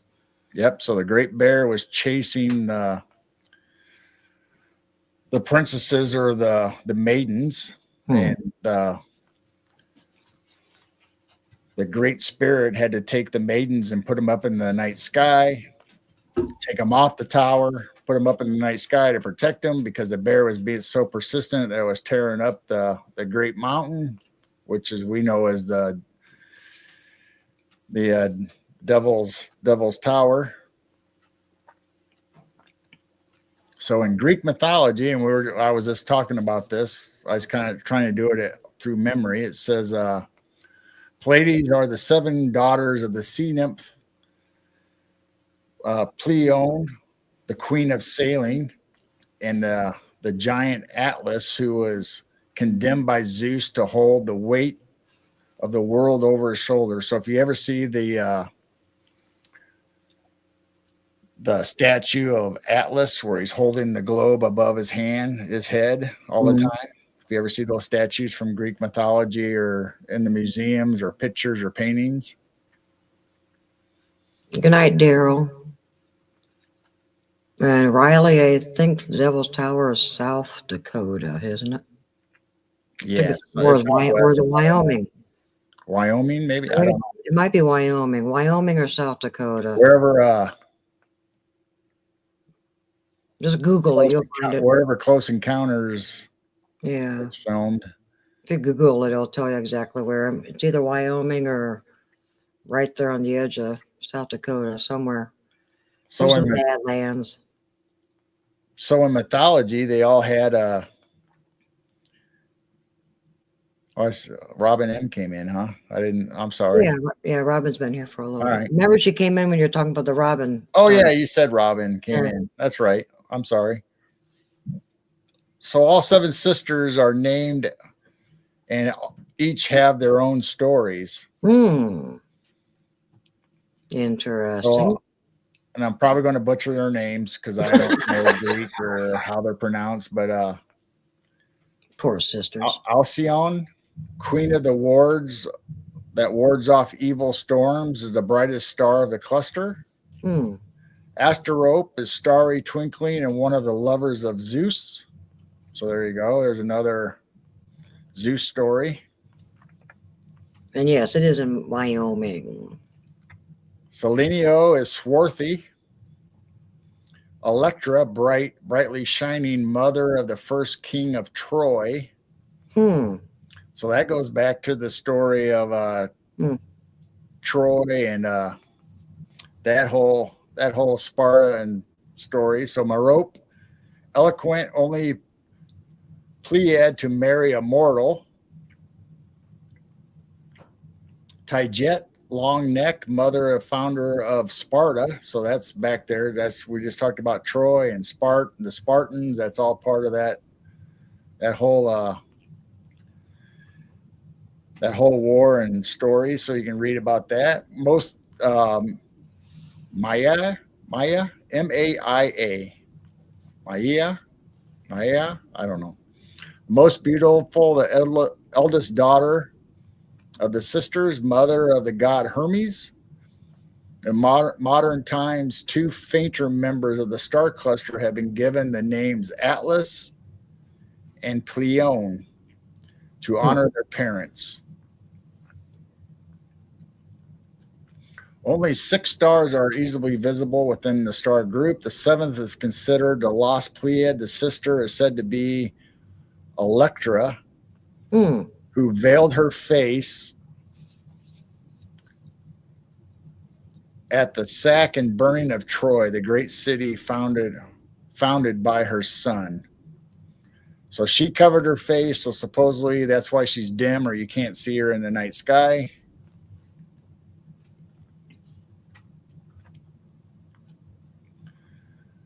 So the story, the mythology or the Greek mythology story is that one day as the sisters were traveling the countryside, they were chased by Orion, who had fallen in love with them at first sight. And this is kind of the story I told before.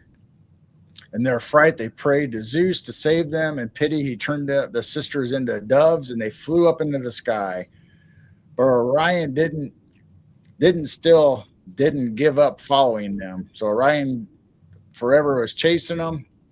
So Zeus had to change them into the stars and place them high up in the night sky where Orion could see them but never catch them. So that's why Pleiades always rises first, and then Orion follows. So he's always chasing the 7 sisters for eternity in the night sky.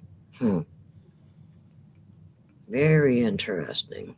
So that is everything I have for Greek mythology, unless people in chat have something they want to bring up or talk about. May said the next live stream we should do giant tree stumps because Devil's Tower is one of them. I have all kinds of pictures of that could be big plateaus and like you said, Devil's Towers that people are speculating that they are actually trees. And I thought one of the versions of the Native Americans, instead of it being a mountain, was a giant tree that the bear clawed. But I could be wrong. But this in this mythology, it said it was a mountain. But I think Native Americans said it was a tree. But I don't know. Be a good show for you and Dennis. Yeah, could be. Tree stumps. Yeah, or we just keep it for the night owl lounge. Yeah. That was very interesting. The stars are always fascinating with everybody. All the story that goes behind them. Constellations have never changed. They're always the same. So let's see, where can we put this? We'll put it.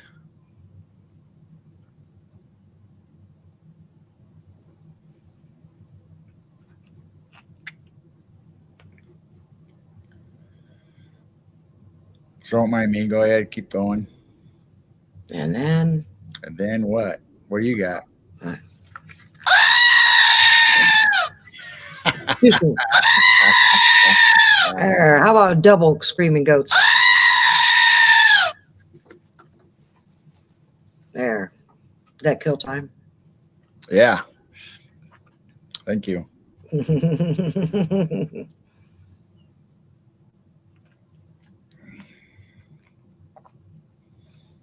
So now if I can find it, What are you trying to find? the video finally downloaded. Oh, yeah. But you can't have the sound on or anything. Well, No, you won't be able to hear the sound, but it's kind of windy and kind of I mean there is some sound where you can hear the eagles, but and where's this nest at? California. Ah, California. Because I think there's probably quite a few eagles' nests out there. That's cool. 2 little babies. So I will turn on the TV so I can put it on, so I can put it on the second monitor.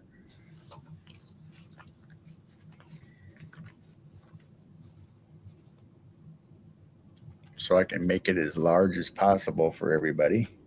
Oh boy.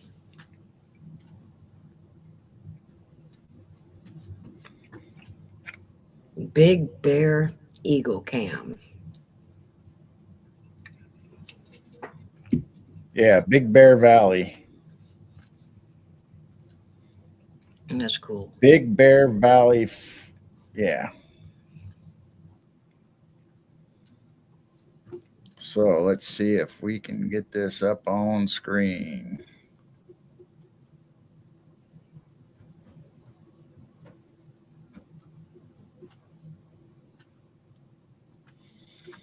Can you see it? Yep. Oh. Where is that?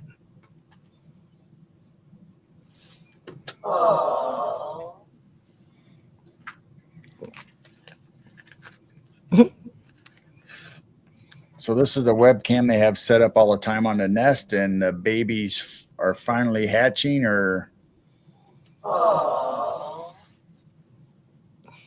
my gosh. Babies. Oh. Don't step on the baby. I don't know, how do they not squish them? I know. When I had broody moms and they got these little babies, it's just like, don't step on them.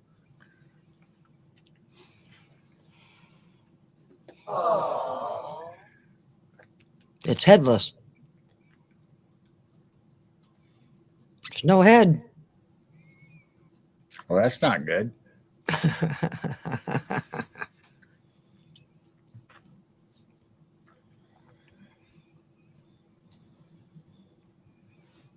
There. Lay on it. So if you go to their website, which is the bigbearvalley.org or friendsofbigbearvalley.org, you can see pictures where you can see how big the nest is and everything, and all these videos are there. There's the head. Just coming out of the egg.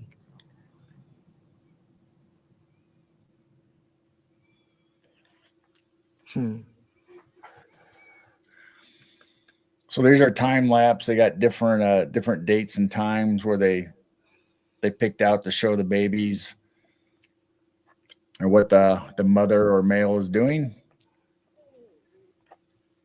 So there's a good view of the Wow. river valley.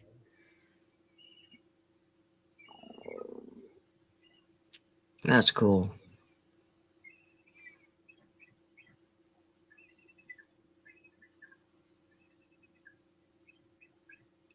Probably calling for the mate saying, "It's your turn." Yeah, so everybody at home that's watching probably can't hear it. Let me And let me we start probably the can't. huh I said we probably can't hear it because we'll get striked. of a bird chirping. Well, that's true. I don't know. Oh, anyway, it won't come. It won't come through.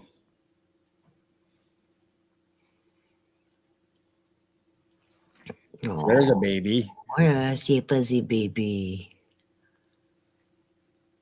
Wow. Well, it showed it. Did you see it? I saw the baby. Yeah, right there. Yeah.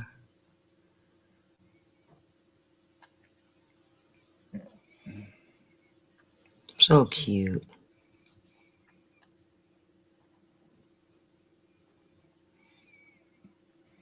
Saw a little bit. You saw a little bit of its head anyway, poke out.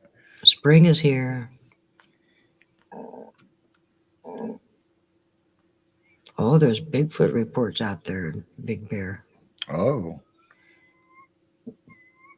That's cute. so there's both pairs.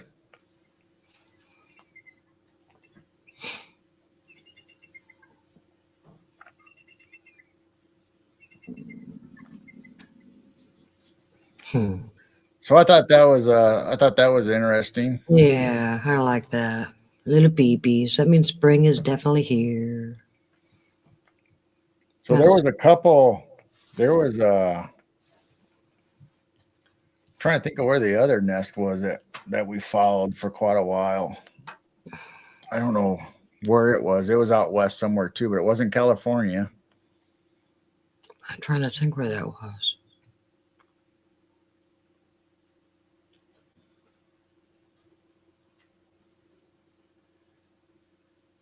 I don't remember. Yeah, Huh. that was quite a few years ago, and we were Yeah. watching all that.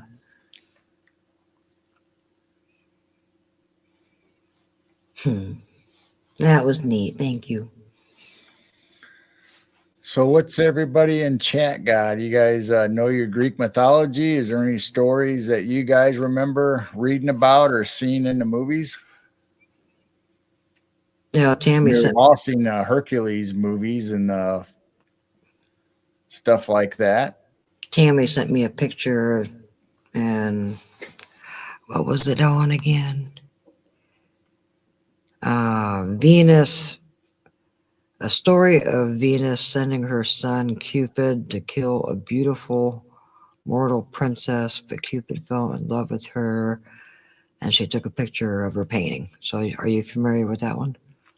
No, I've probably read it, but it's been such. I mean, some of them I was like junior high or grade school when we first were introduced to Greek mythology. And then in high school, I did a little bit, and it's just been on and off through the years that I've looked up stories. But until I decided to do the maps for tonight. That I thought, well, I better look up some of these stories that I remember The dwarf and said try to match them. the little gold owl. Oh, And Tammy says the abduction of, what do you say, Psyche?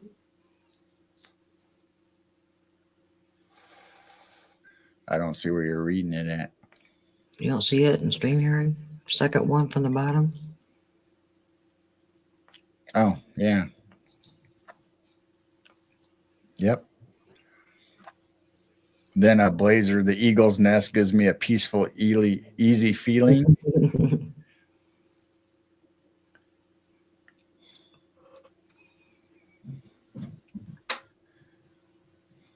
That was somebody running. Yeah, so I like mythology. I like the stories. They're fun to, especially when you can put pictures to them, or if you can pay attention to the movies that you see. Robin said, "Did you cover Prometheus? I missed the first part." I don't think we showed Prometheus. It could have been in one of the constellations of the the ones that we showed at the beginning. They had the north and southern hemisphere, but You can take it to the limits one more time. Bubo, the mechanical owl with Perseus. Perseus? Perseus? Perseus. Perseus. Bubo. That's an interesting name. The mechanical owl. It's another one you need to look up. Yeah. Well, like I said, I mean, Greek mythology, there's so many stories and they're all intertwined, whether it has to deal with Zeus or Orion or Hercules, you know, going on to kill the lions or the bears and the bull and the labyrinth. And I mean, they're all interrelated, one story or another, just like killing Medusa. Medusa's turning people to stone. There's a whole Medusa story. There's a whole Perseus story.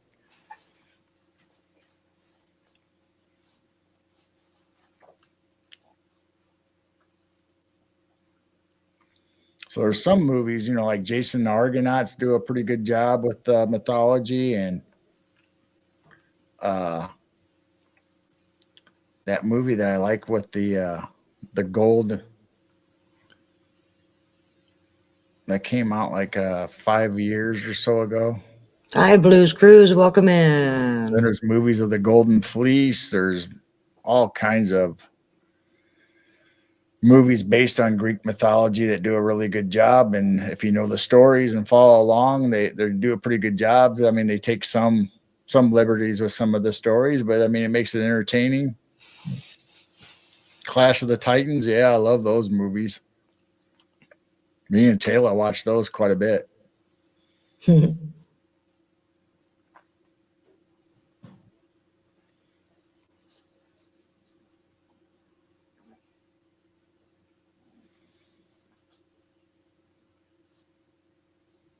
Narcissus.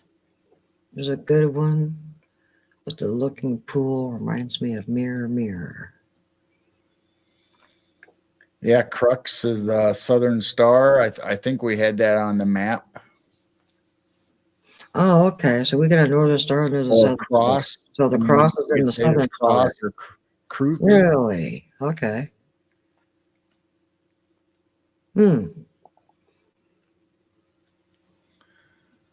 But the one story, the looking pool, I don't know if I necessarily know that one or remember it.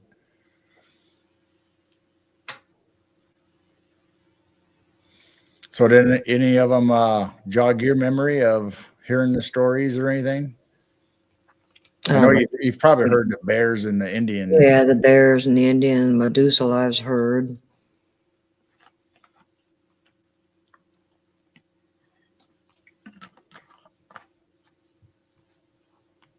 Yeah, welcome in, Blues Cruise. Yeah, welcome. Percy Jackson and the Olympians. Yeah, Percy Jackson's. Those are good. That's it's kind of a kids movie, but it's kind of a kids movie made for adults, kind of. But the Percy Jacksons are good. We watched those, or I've watched those. I'm sure you've probably been in and out of the room while they were on. Yeah, when you guys were watching movies all the time, that's when I was on the computer back in the day doing Farmville. So I'm over there doing Farmville and planting and stuff like that. You guys were over there watching movies. I was back in the day of Farmville too. That's probably not even on Facebook anymore. I don't think any of the. I think there's a new version, or they brought it back, but you can't access your old things. I tried. It shows my farm. I had a big farm, man. It shows my farm, but then it tells me I can't get to it or something. Yeah. But I can still see all my stuff still there on the farm. They did the games at the beginning to suck people on the Facebook. So they're bringing it back, and you're supposed to re-download it or something, or so evidently you can't use the same one. I ain't doing Farmville anymore. I got my own chickens and goats and There is a farming one that looks pretty cool where they actually show has really great animation, almost looks like real life where the planters and the harvesters and all that, and you plant and you can buy land, and you see a lot of people playing it on TikTok along with the truck drivers where you're driving semis and stuff. Those are pretty cool. I saw a really great flight simulator airplanes. Hmm. A lot of people. I mean, I remember back in the day when Microsoft first brought out the flight simulator. Mm-hmm. You could fly over certain monuments and stuff and see weird stuff. I was like, okay, is that really there? Is that something they just put in the game, or is that something? And you could look at the landscapes flying over stuff. So if you get it out of an old, I don't know if it was 1997 or when it was, but when the flight simulator came out, I never thought of flying over the Grand Canyon and looking, because they had the Grand Canyon in the flight simulator. You could fly through the Grand Canyon and you could look left and right, up and down. So somebody has a copy of the 97 or whatever the first flight simulator is when they started getting good. Do narcissists use electric stoves? No, they're all gaslit. That's a good one. Yeah, Robin M says that flight sim was very realistic. Hmm.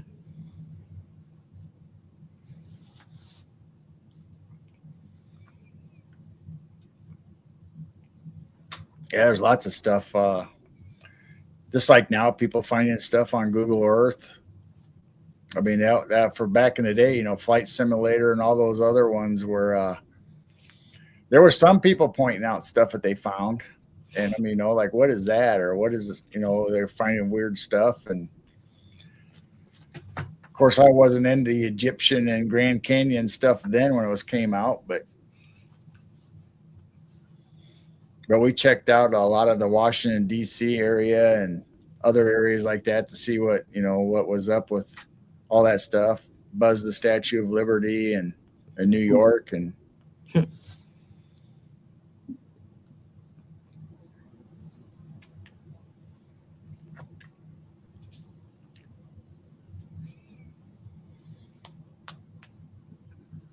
I don't know if the new ones today have, like, that flight simulator is just amazing. The one that they're showing now is so realistic, but I don't know if you can actually see anything, if they've blotted all that stuff out or just made up a new landscape to hide stuff, or Yeah, Riley says I don't know what's in it. Riley says FS1 flight simulator. Oh yeah.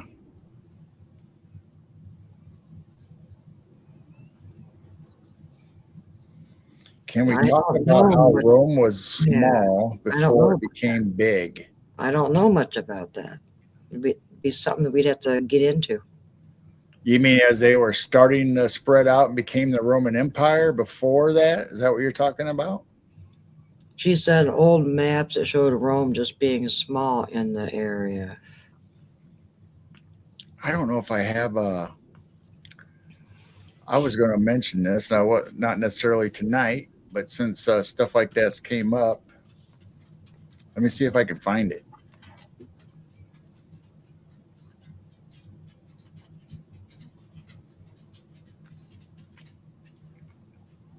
Where did I put it?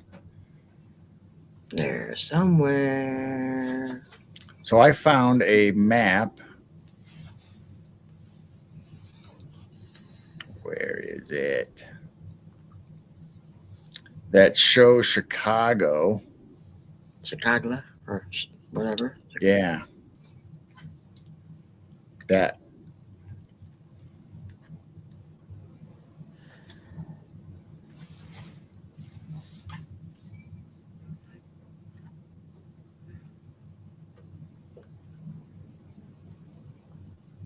No, it's not in that folder. I gotta find it. It's either in the Tartarian or Chicago's World Fair or. Hang on. before it became Big Rome, but it shows Rome as one area, and it was like small, meaning the brothers didn't start a big colony.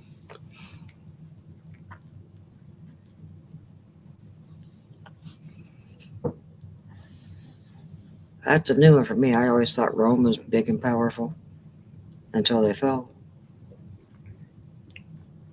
Well, they started out, and obviously in Italy or Rome, and then they spread out through other nations as they conquered more and more people. So they were at one time kind of small, but I don't think they were real small. But so that's something I'd have to look into. Mm-hmm. I can't believe I can't find it. You'll find it.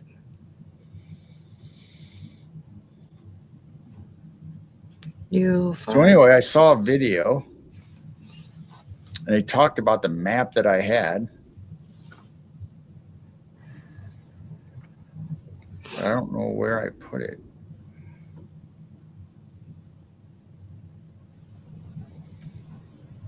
But they mentioned how the Great Lakes, they weren't there on the map. Oh. And I saw a video showing of not necessarily Native Americans, but some kind of original people being there in the Great Lakes area, and they had a small cities and settlements, and then somehow the water started coming up and forced them out. So the Great Lakes covered up all their civilizations or developments that they had at the time. Not that they were not that they were like Tartarians or anything that we talk about where they had great technology. I mean, not that I know of. I think these were just people that lived off the land and hunted. So it'd be like pre-Native Americans that we think about. Bye, Tanya. But the map that I have shows Shalaga. And when I went back and looked at it, it didn't have the Great Lakes on this map. Oh, interesting. So have a good night, Tanya. Superior, all of them weren't there on this map. And isn't it weird? I can't find it now. It's got to be there.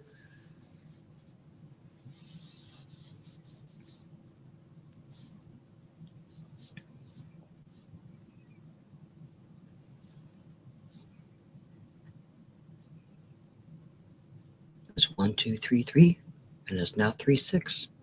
Oh, 3, 6 is now 9. 3, 6 is 9. Ooh, 1, 2 is 3. There's 3, 3, 3, 3. where would I have put that map? Sure, it's on the computer, or is it on your tablet? I thought it was on this computer, but I could be wrong. Anyway, I'll just keep looking for it while we talk or you talk or.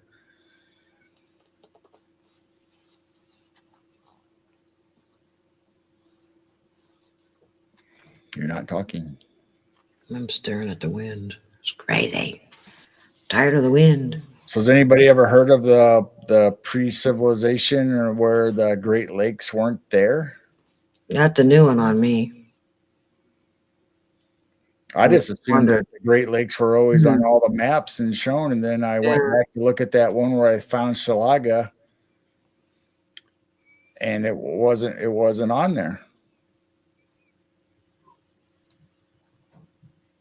Say what? I gotta say that.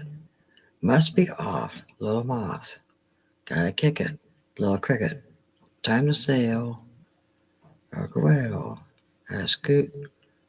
I'll do. So long for now, dairy cow. Gotta tumble, Mr. Bumble. Show me out, rainbow trout. Whew. I went through it. All right. Oh, there it is. I'm gonna have to send it over to the computer. Maymay said she heard about the Great Lakes not being there before. Wow, can you imagine what's underneath that water?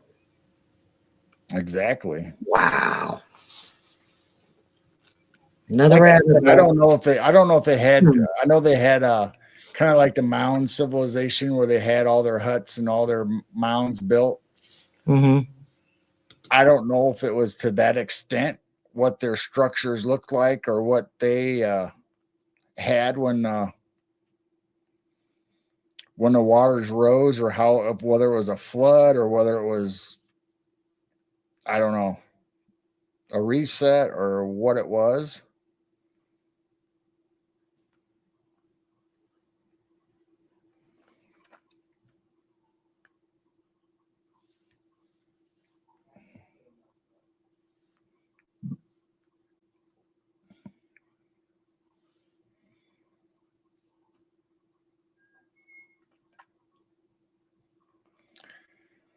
So I'm looking for it on my tablet so I can send it to the computer so I can bring it up on screen for everybody.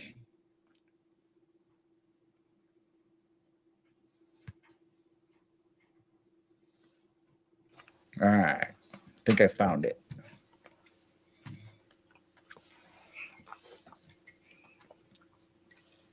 Maymay said, I remember seeing on an old map of Jamaica of the Kingston area being underwater, but the island didn't have anything on it for whatsoever reason.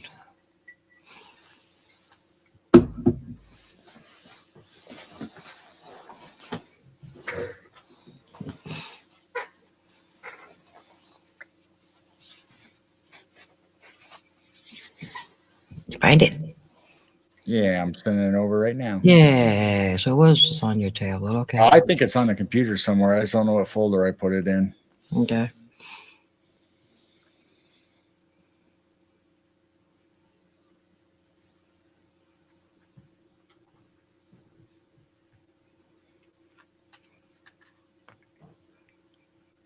Yeah, maybe he's looking at old pictures of Jamaica on old maps now. Yeah, old maps are fun to look at. There's so many of them out there.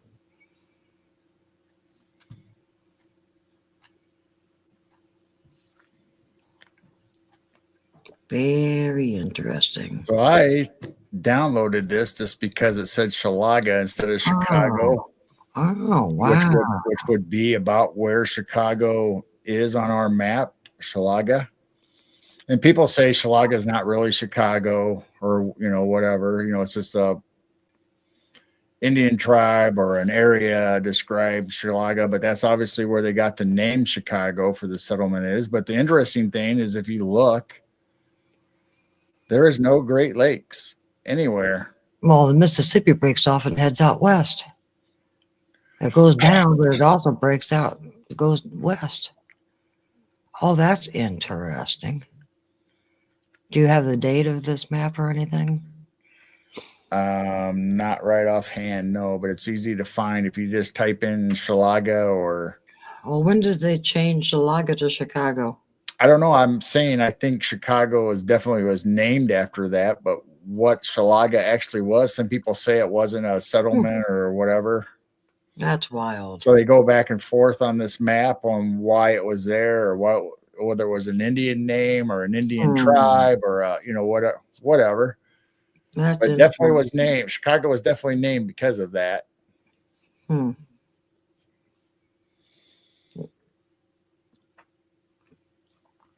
That's interesting. But I never even put two to two together when I first downloaded this. I never paid attention to it. I just downloaded it because of the name. Mm-hmm.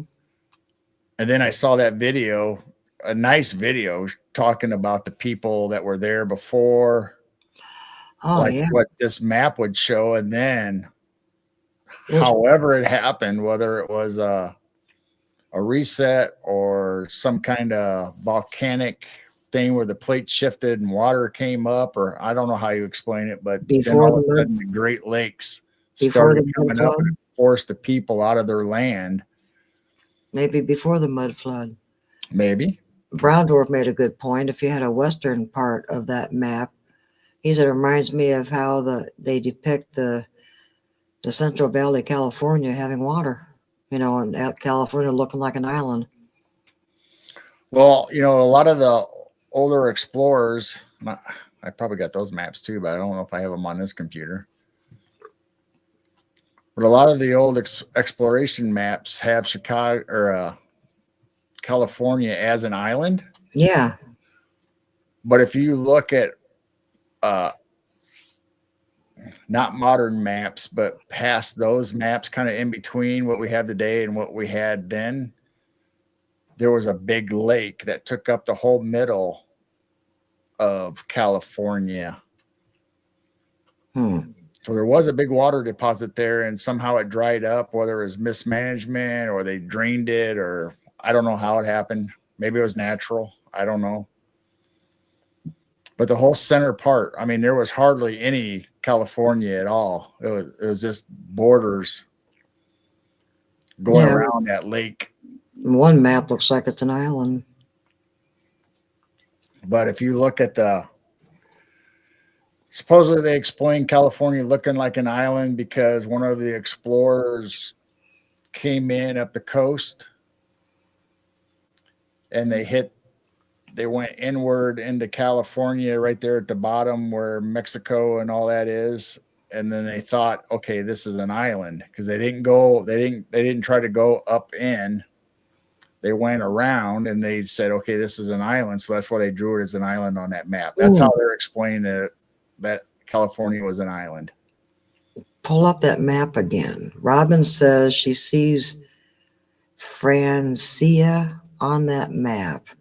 What? From the internet, Francia, also known as the Kingdom of the Franks, existed around 509 to 843. It was founded by Clovis I, or the first, in the late 5th century and reached its fullest extent under something. Charles Maine. So where? Oh, over there on the east.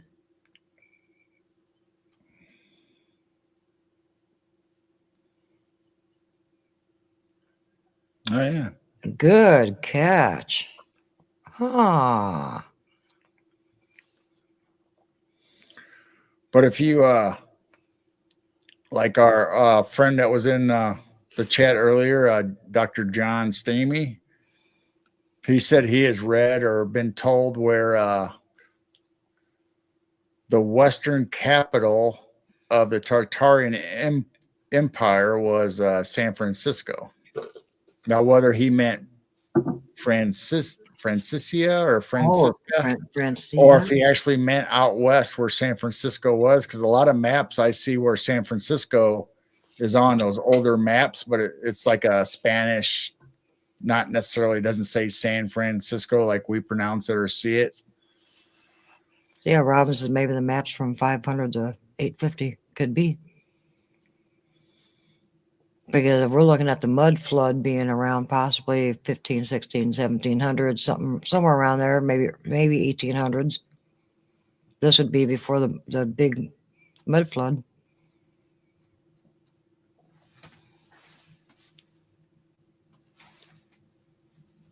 Yeah, San Francisco was an important point, in my opinion, according to Dorothy.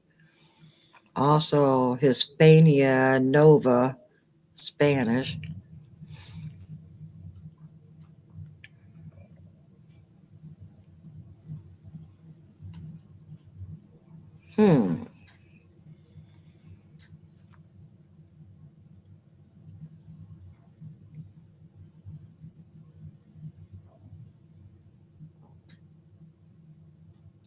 That's interesting.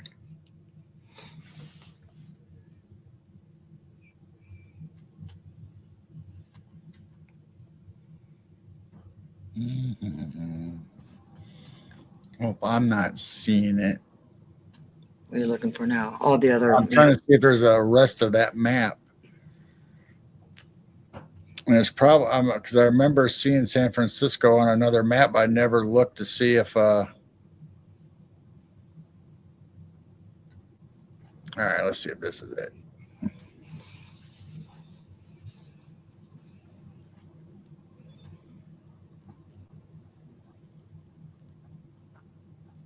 And if it's it, I will pull it up on the screen.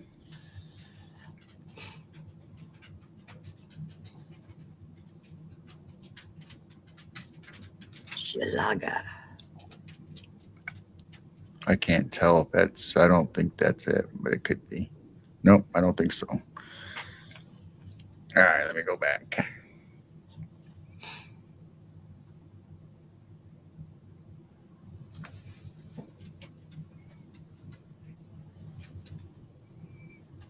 It looks like there's a lot more islands down there south of Florida, too.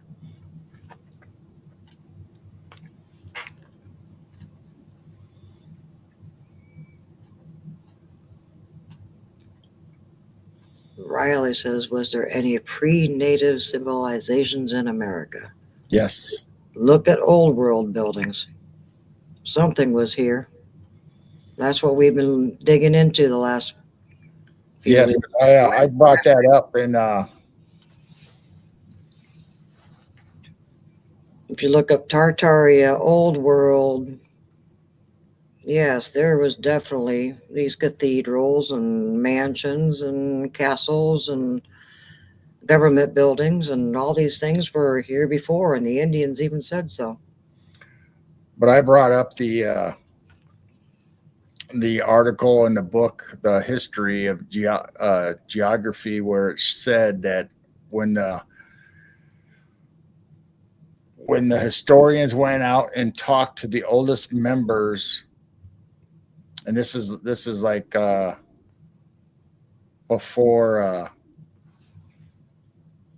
everything changed, they went out and talked to the oldest member of all the tribes and asked them about their history.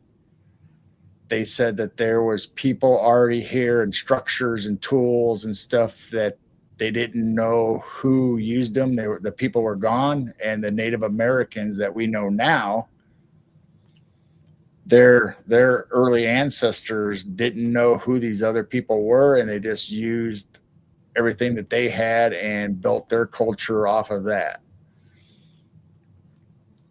So yeah, this is what we've been into the last 4 years or so, is these old world buildings. We were calling it Tartaria, but Tartaria is mainly over in Russia. These old world buildings and star forts and all this stuff is worldwide.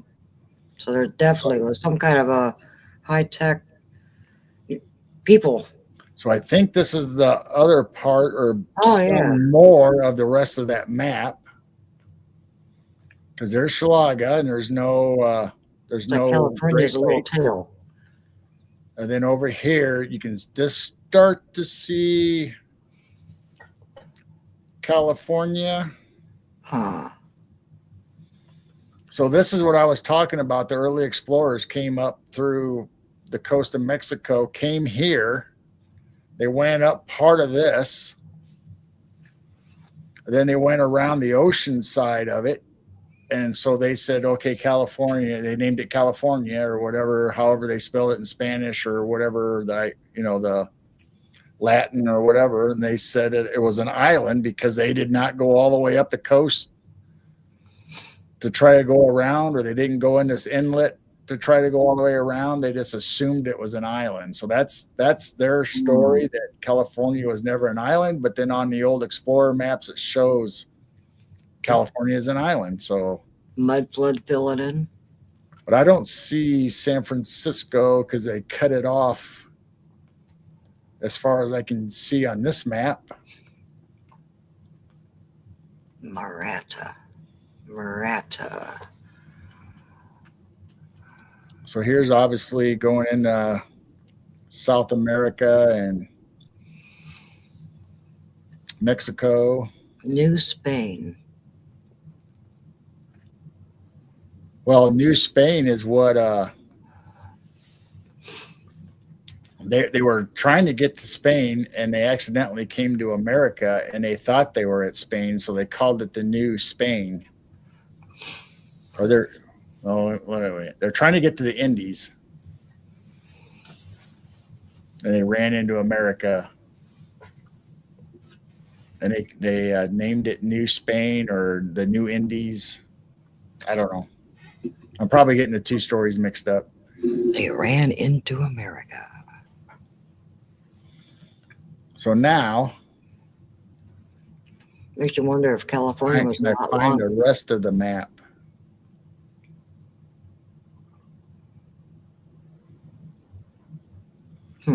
Somewhere, I'm pretty sure I have this map as a whole, and I didn't realize that Chalaga was on it. Chalaga. It's probably one of the maps that I was looking at, the sea monsters and the California lake or the California island.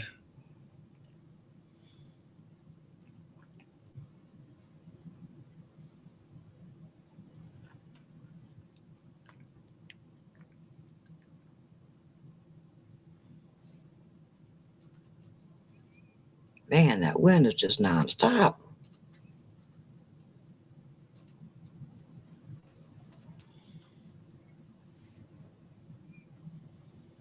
Very interesting.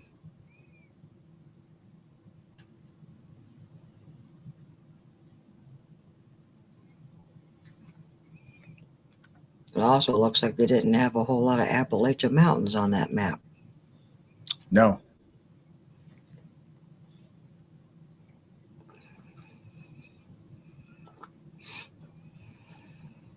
So they just have it right here.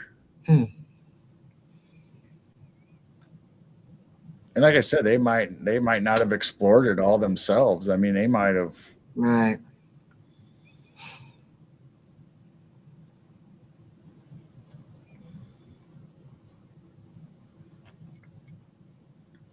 Well, I'm seeing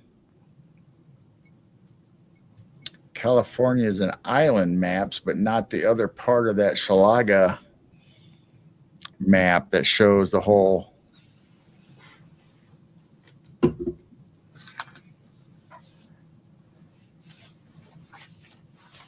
Well, while you're looking for that, Monisha wants to know how we met. Oh. It's a long story. No, we just celebrated our 20th anniversary last month. Oh, let's see. This is Garrel's second marriage. This is actually my third. I had 2 previous marriages. And then I was a single mother for 12 and a half years. Still dated on and off. Finally gave up on dating anybody. And I said, if I'm meant to be with someone, he'll walk through my church doors. So during that time was when I was a worship leader for our church. And his brother went to my church and invited his siblings to come to Easter Sunday. And so I was up on the stage singing Easter songs with the congregation and got introduced to him afterwards. And he continued to go to our church for 6 months. And we got to know each other, started dating. And 6 months later, we got married. 20 years later, we're still together and putting up with each other.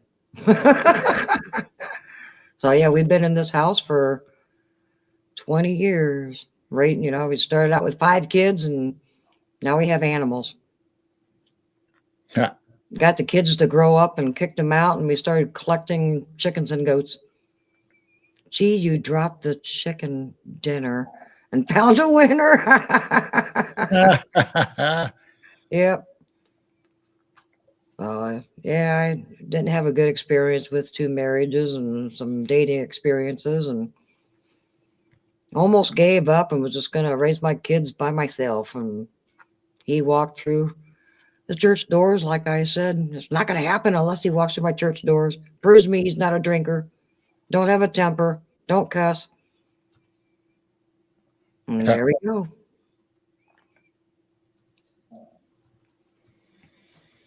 Huh. Then you trapped me. I trapped you.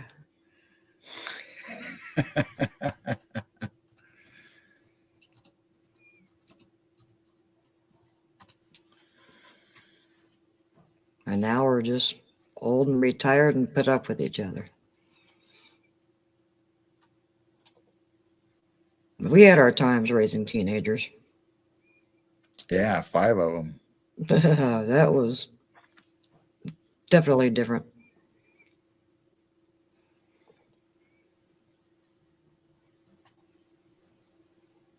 Oh, I can't find the rest of that map. I'll have to look. Well, I'll have to look and see if I can find it sometime. wonder if I got it, because I have tons and tons of maps. I don't know, which tablet do I have these maps on? I don't remember. Oh, it is these. But there's lots of maps that I saw that had San Francisco or some form of San Francisco on the West Coast before supposedly the West was developed, or so I don't know. All my maps are old maps. I mean, older than that. I don't have anything of the old United States. I've got past the ice wall maps and things like that. Oh, nope, I don't. All right, I'm not gonna not waste, but I'm not gonna spend the time while we're on live looking for. Monisha, ha ha ha, you trapped me.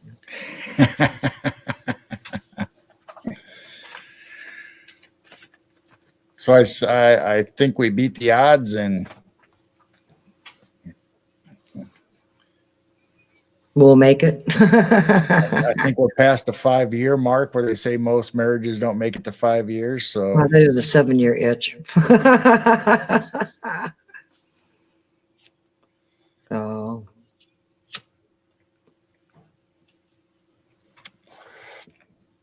So now it's just a endurance race to see how long we can stay alive to celebrate how many anniversaries. And I think we're doing pretty good so far. No, it's just hard to believe that we've actually been in this house for 20 years. It's crazy. And our youngest was 6 at the time, and now she's almost 27. Yeah. With the second baby on the way.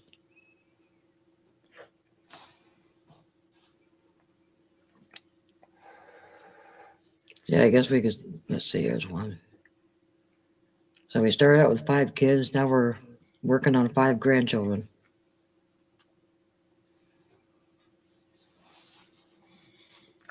Which is better. You can spoil them and send them back to their parents. Yeah. And then we can watch Absolutely. them. Then we can watch them get gray and pull their hair out raising children. It's a beautiful history. Most of my kids growing up, though, I bought them all that stuff. It wasn't like my brothers and sisters or their aunt and uncles giving them all these noisemakers. Most of it I bought them myself because I liked electronics and I liked all the cool toys.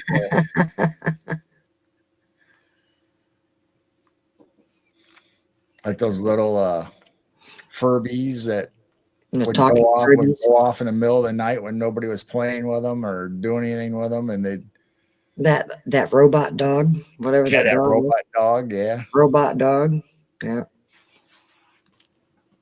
I bought them Cabbage Patch dolls, which they didn't make any noises or anything, but now it's kind of creepy. And now we're into this Cabbage Patch, yeah. Into this stuff about the mud floods and Tartarians and orphan trains and mud floods and Cabbage Patch Kids.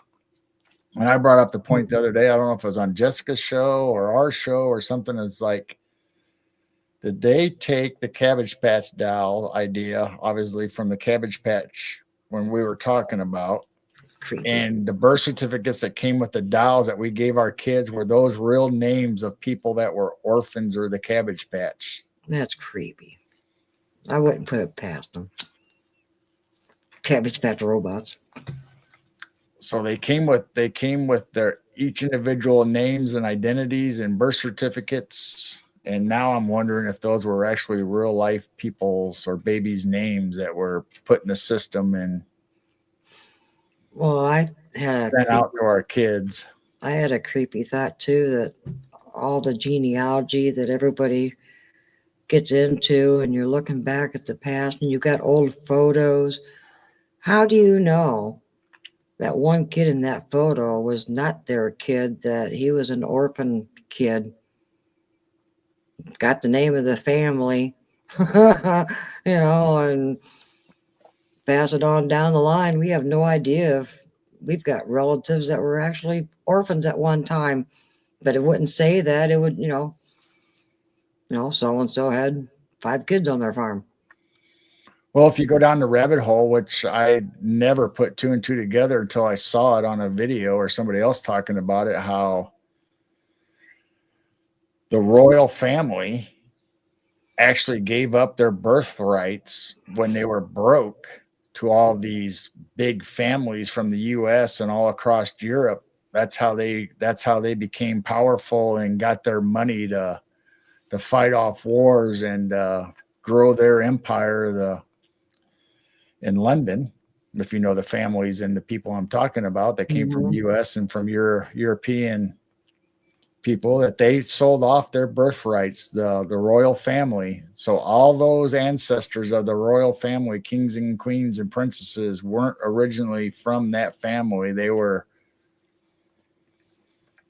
basically arranged marriages, affairs, all these things that get children to pass down their lineage and to get money off of it. So they would marry off their children, or they would promise children for money. So it's kind of like the orphan train patch kind of deal. Well, that's kind of mess up your DNA also. That, okay, I came from France, I came from Germany. Where in the heck did this country come from? There's always someone in the family that looks odd and don't look like the rest of the family. Right. And there was all kinds of sneaky stuff going on where they wanted a certain line to continue or take, or some part of the family that shouldn't be king or queen would kill off the rightful heir, or something would happen to them, or they disappear, like the kids they put in the tower so they couldn't take control of the country or their lineage, and it passed on to another branch of the family. See, Robin thought the same thing. Grandmother came from 13 kids in the 1890s. And my dad's family had 8. Cripple Creek County, mine town. Yeah, I was just, you don't know if there was an orphan here and there placed, and they, got the name. They were young enough. They didn't really realize they, grew up, and we've got it in the genealogy thinking, oh, they came from, here and there, and we, even not going to say they're adopted by a Cabbage Patch, huh? Even in the same families, you don't know. Like some mothers that have sisters, they would raise their children as their own, and you think that your mom is actually your mom when actually your aunt was your mother. Yeah. So I just think the late 1800s, there was all kinds of weird, mysterious stuff happening. 1928 the other night. My father was born in 1928. So 1927. Were we talking about 1927 the other night? I don't know. My mom and dad were around that time also. Yeah, I think your mom was 26 and 23. My father was, I believe, or my father was 28, and then my mom was 1931. Around that era. My grandma was born like 1903, 04. Grandpa was late 1800 somewhere. Yeah, Just weird thoughts. My dad graduated high school in 1940, and then I don't know if he was enlisted or drafted into World War II, but he went to World War II.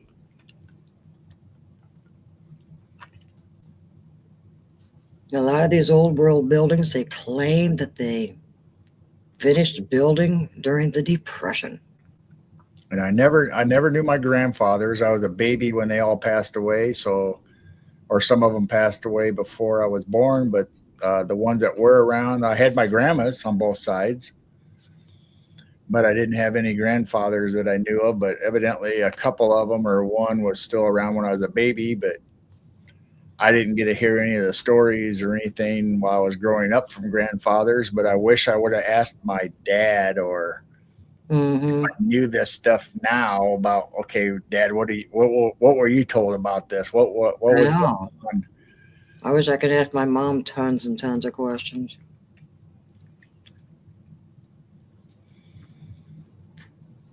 So I'm not really sure what we brought up 1927 or that era about, but it's probably about our parents or something. Ooh.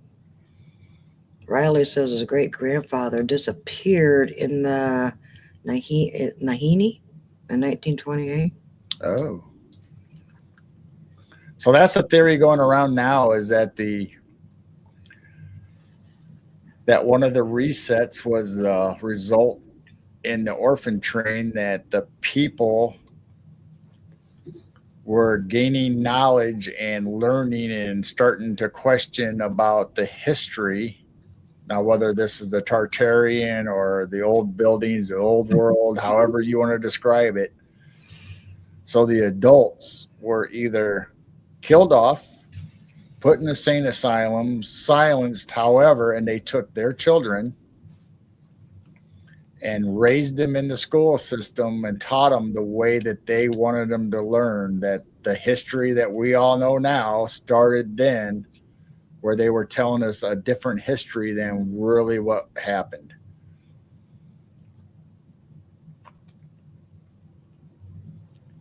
And that's when they started giving the children to other families to raise them. Maybe that's why they had 10, 13 children back then.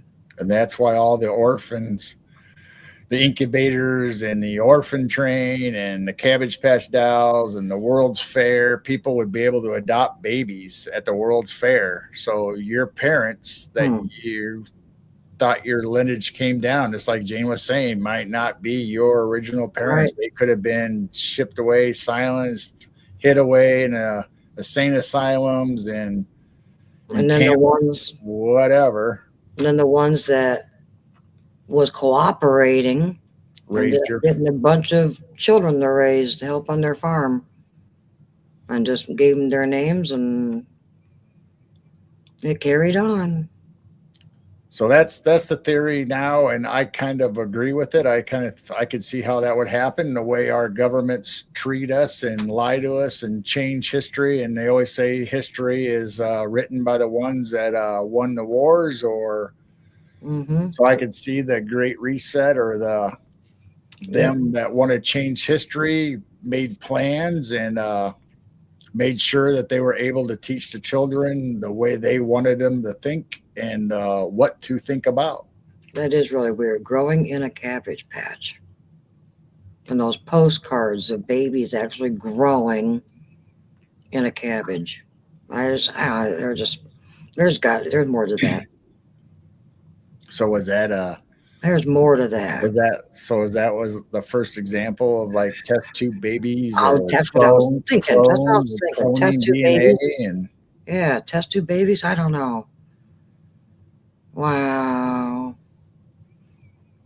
Well, and then what about the thought that I had that they had like 1,500 insane asylums? There are all these mansions and castles just filled with people to shut them up. But then they closed them all up little by little. So shortly after that, what did they start doing? We had MK Ultra, we had Montauk, we had Monarch, and all these projects that were secret and quiet. So I think they, it was getting a little too obvious of the insane asylums being filled.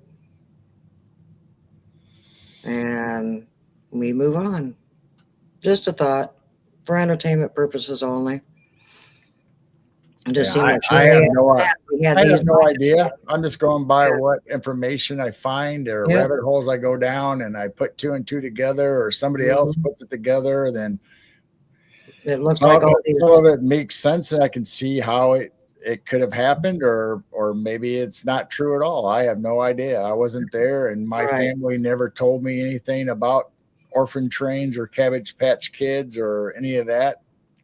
And maybe they didn't even know. My parents might not have known. My grandparents might not even have known it.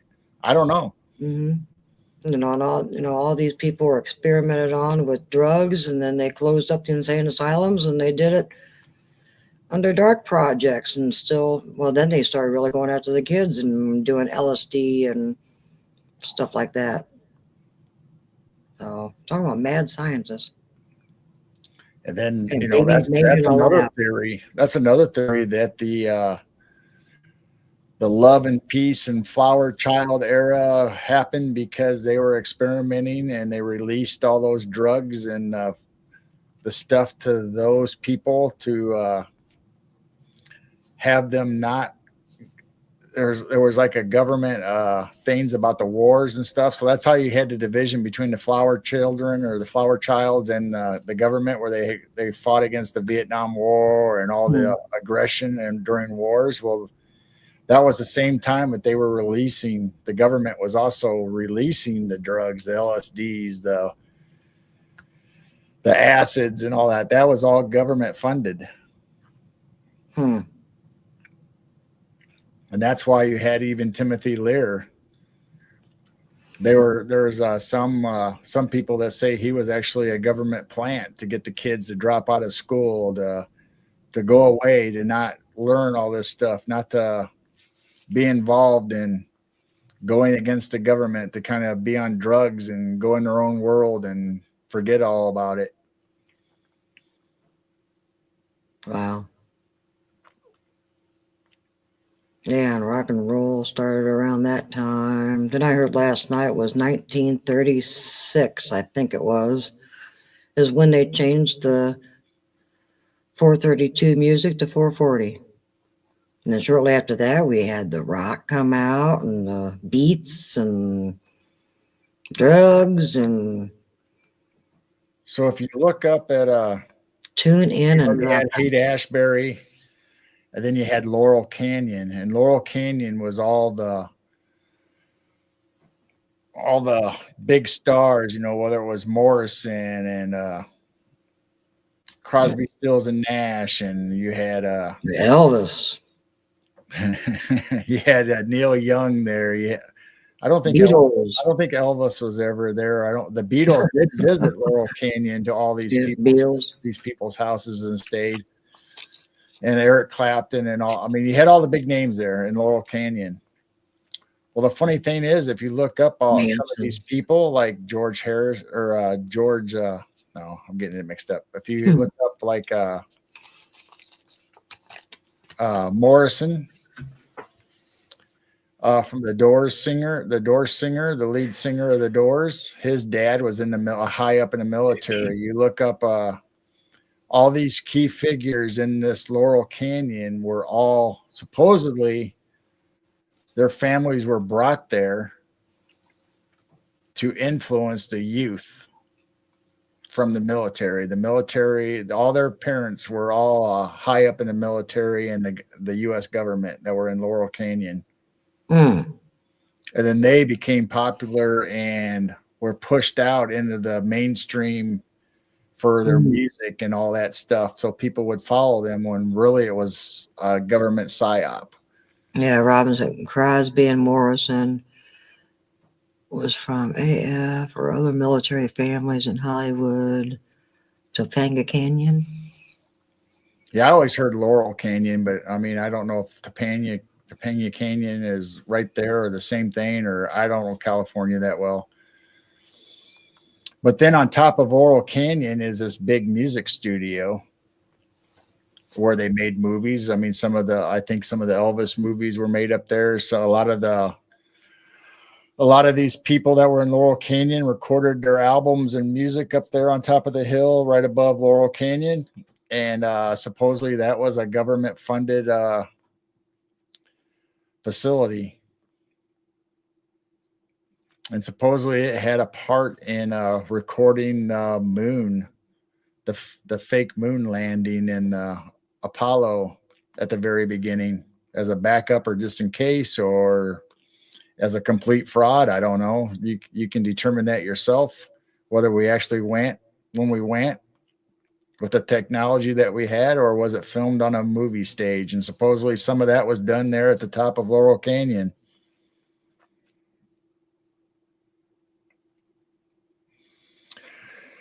So yeah, do this like Riley said. Do your own research. Don't take our word for it. Maybe some of our stuff that we mention is true. Maybe it's not. Maybe it's just maybe that's a psyop. I don't know. Maybe they are feeding us a bunch of stuff to get off. But yeah, there's all kinds of stuff. It's like Bigfoot Dwarf said. Kubrick supposedly filmed it, and on his deathbed, he admitted to filming it, and they showed footage of it where he was on the sound stage and the astronauts and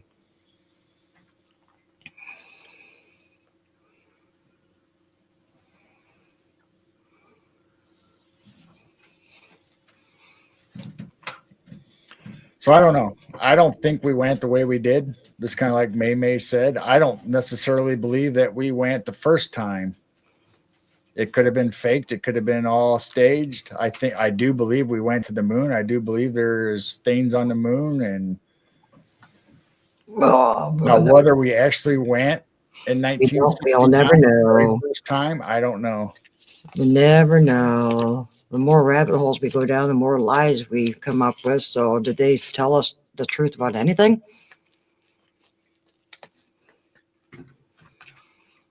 So far, it seems like everything's been lies and twisted around. I mean, that's the thing. I mean, they bring up these points, or people bring up these points like the moon rover. We spent all that money on a moon rover that doesn't even look like something that you would build to go there. And where was it on that capsule? Well, it still cracks me up. Where's the footage or the photos of them taking that rover off of the capsule or out of the capsule or building it or however it got there? Mm-hmm. But then you see videos of the rover. So what's taking the video of the rover? So you question all kinds of stuff. And how did they make a phone call to the president from the moon with no delay? Yeah, we have internet problems now. I don't know. I don't know either. I don't know the real answer. I keep looking. I keep listening to different theories and different things, and some of it makes sense. Some of it doesn't. I mean, you have to make up your own mind. Whatever makes the picture or makes sense to you in your head, so you can wrap your mind around it, and it makes sense. I don't know. I read so much and see so much. It's like sometimes it's confusing. And one thing I think is true, all of a sudden I don't think it's true anymore, or I combine the two together to make up my own story. Something that makes sense to me the way I think they could have done it. But there's always division about something. There's a division of flat Earth or round, or is it both? Did we go to the moon? Did we not go to the moon? There's so much. I think, anymore, I grew up on the globe. They taught us the globe. I believe we're on a globe. But I think the flat Earth has so many good theories and so many good points to it that make sense that we can't explain on the globe model, but we can't explain on the flat Earth. So to me, I think we're on some kind of sphere or some kind of globe, whether it's shaped the way they tell us or. But once again, that was what we were taught in school, and all the old maps were flat Earth until NASA came along around the 40s, 50s, and we got the globe. So we don't know. We don't know. I mean, NASA is filled with lies. They're the ones that came up with the globe Earth, because it used to be flat Earth only. So anymore, I'm kind of leaning towards, and I don't know if it's right, wrong, or if it whatever. I'm leaning towards we're on some type of globe, whether it's a full globe or a partial globe or whatever. And I think flat Earth is in there too.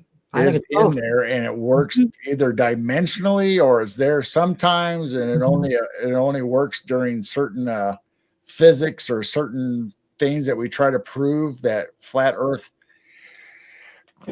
Excuse me. Bless you, bless you. Man, something made me sneeze. Was I on to something and they're trying to Don't know. So anyway, I think flat Earth, whether we're actually on a flat Earth or it could be a dimension where some possibilities in theory or our laws of physics apply to it, but only dimensionally, that sometimes it's here, sometimes it's not. Well, that goes to, if someone goes to YouTube, I watched Coast to Coast AM, and it was just a couple days ago, and they're talking about the North Pole. It's titled something about the North Pole. And it was Brooke Agnew, and people probably know his name. He was the one that George Norrie was interviewing. He was talking about that there's two Earths together, like one's like a higher dimensional, and and there's another, like they're here, but you can't really see. And it made sense. And he said there's other planets that, like there's like 2 and 1. So I don't know. Yeah, I don't know. Would that second Earth be the firmament around this? I mean, we don't know. We don't know.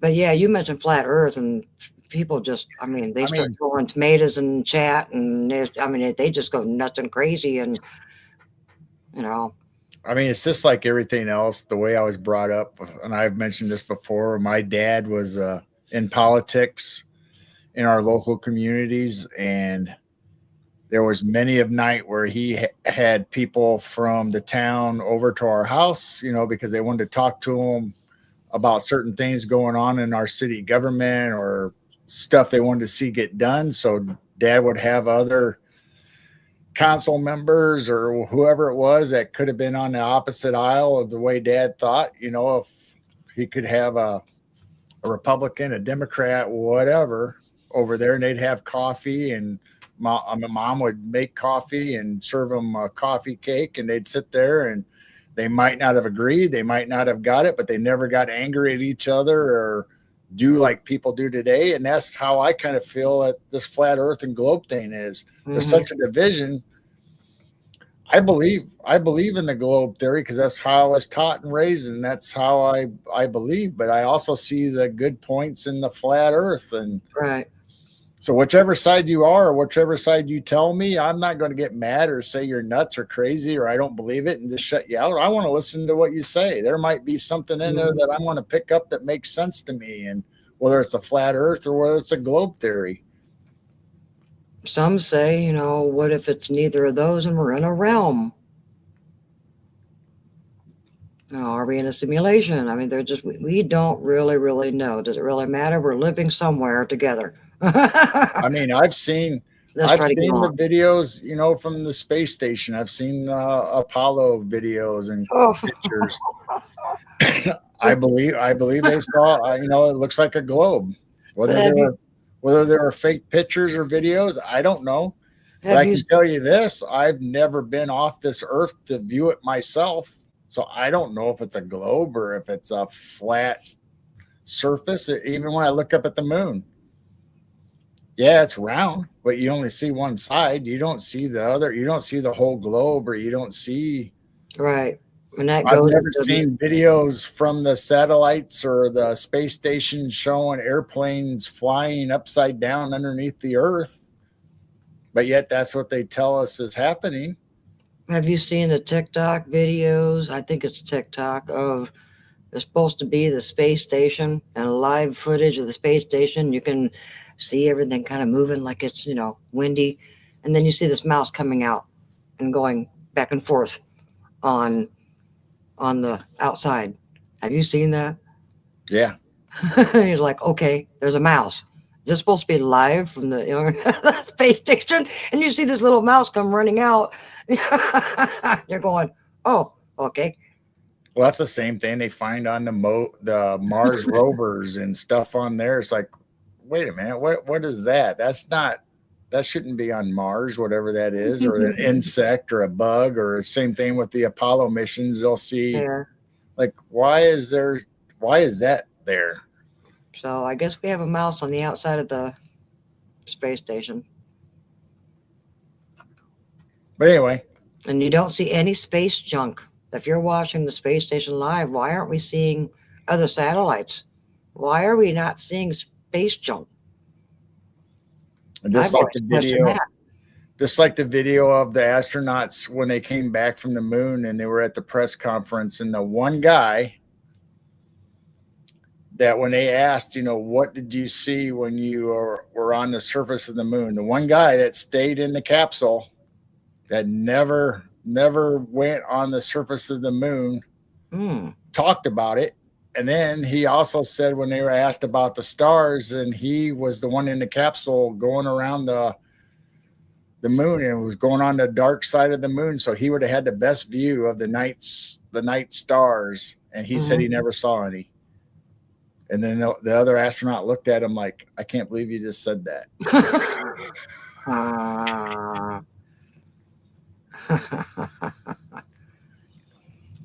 Oh, you just have to learn to question everything. Right. And you can't go by what you were taught in school. When during that time is when they did twist things a lot around and push their narrative on us. Yeah, I don't know. I mean, you got to have discernment for yourself. Whatever, like I said, makes sense to you or completes a picture for you. I mean, go with that. Don't necessarily take everything that we say as truth. I believe a lot of it is truth. Can I prove it? No, probably not. No. Probably never in my lifetime, but we can just agree to disagree instead of going after someone saying, you're wrong, I believe in this. Well, okay, you believe in this, but we can believe in something different. It was just like I was telling somebody the other night that, they didn't believe in certain things when we bring it up, whether there were sea monsters or whatever on these maps, whether they existed or the blimmies or whatever, but yet they had an encounter with Bigfoot. And I said, well, you can tell me your story about Bigfoot, and it's up to me whether I believe it or not, but I'm going to let you tell the story, and I'm going to believe what you're saying until I can prove it different, or not prove it, but, until something tells me, no, that's not real. So why wouldn't you give somebody else that same credit? Why wouldn't you let somebody tell you about something they experienced, but you didn't see, instead of just saying, oh, no, that doesn't exist? But yet we're supposed to believe that your story about your encounter was real? Well, we're all on our own journey. We're learning ourselves, go down our own rabbit holes. We don't have to agree. So, I mean, I go under the premise that I love everybody's stories. I love hearing them. I might not believe every aspect of it because it doesn't make sense in my world or what I've ever experienced, because everybody's experiences are different.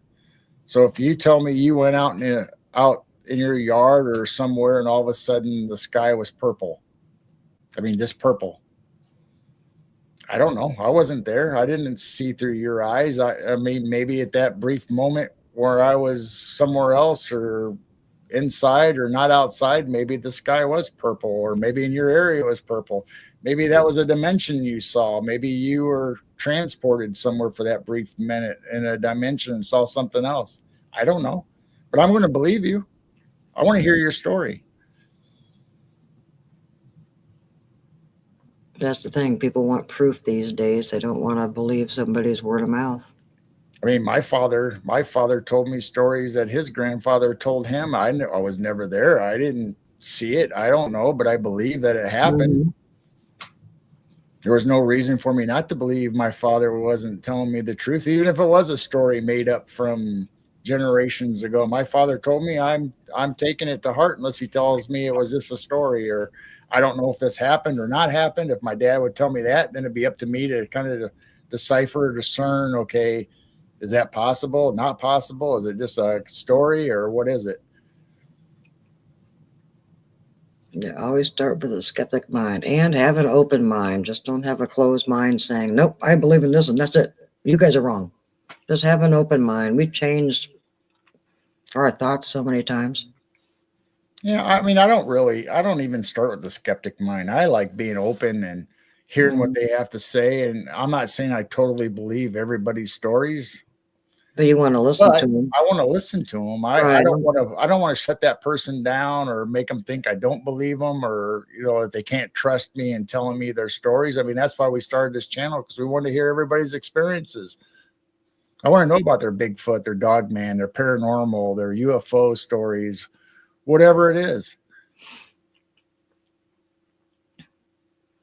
I agree.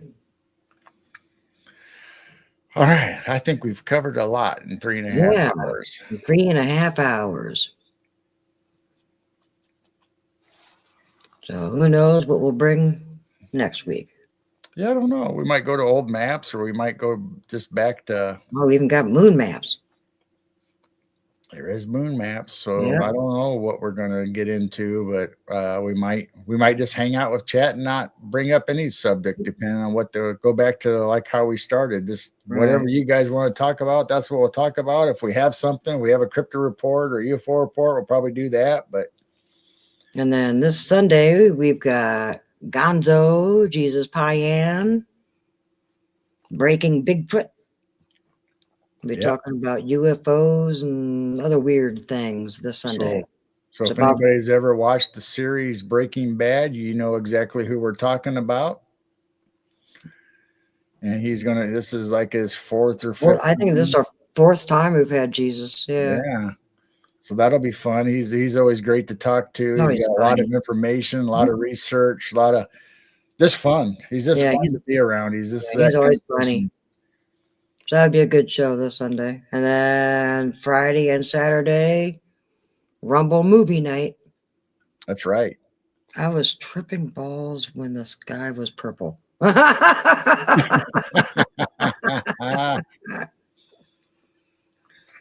was purple. I know it was. I mean, I don't know. We've seen lots of colors in the sky. We've seen purples and pinks, and not that the whole sky was that way, but I don't know.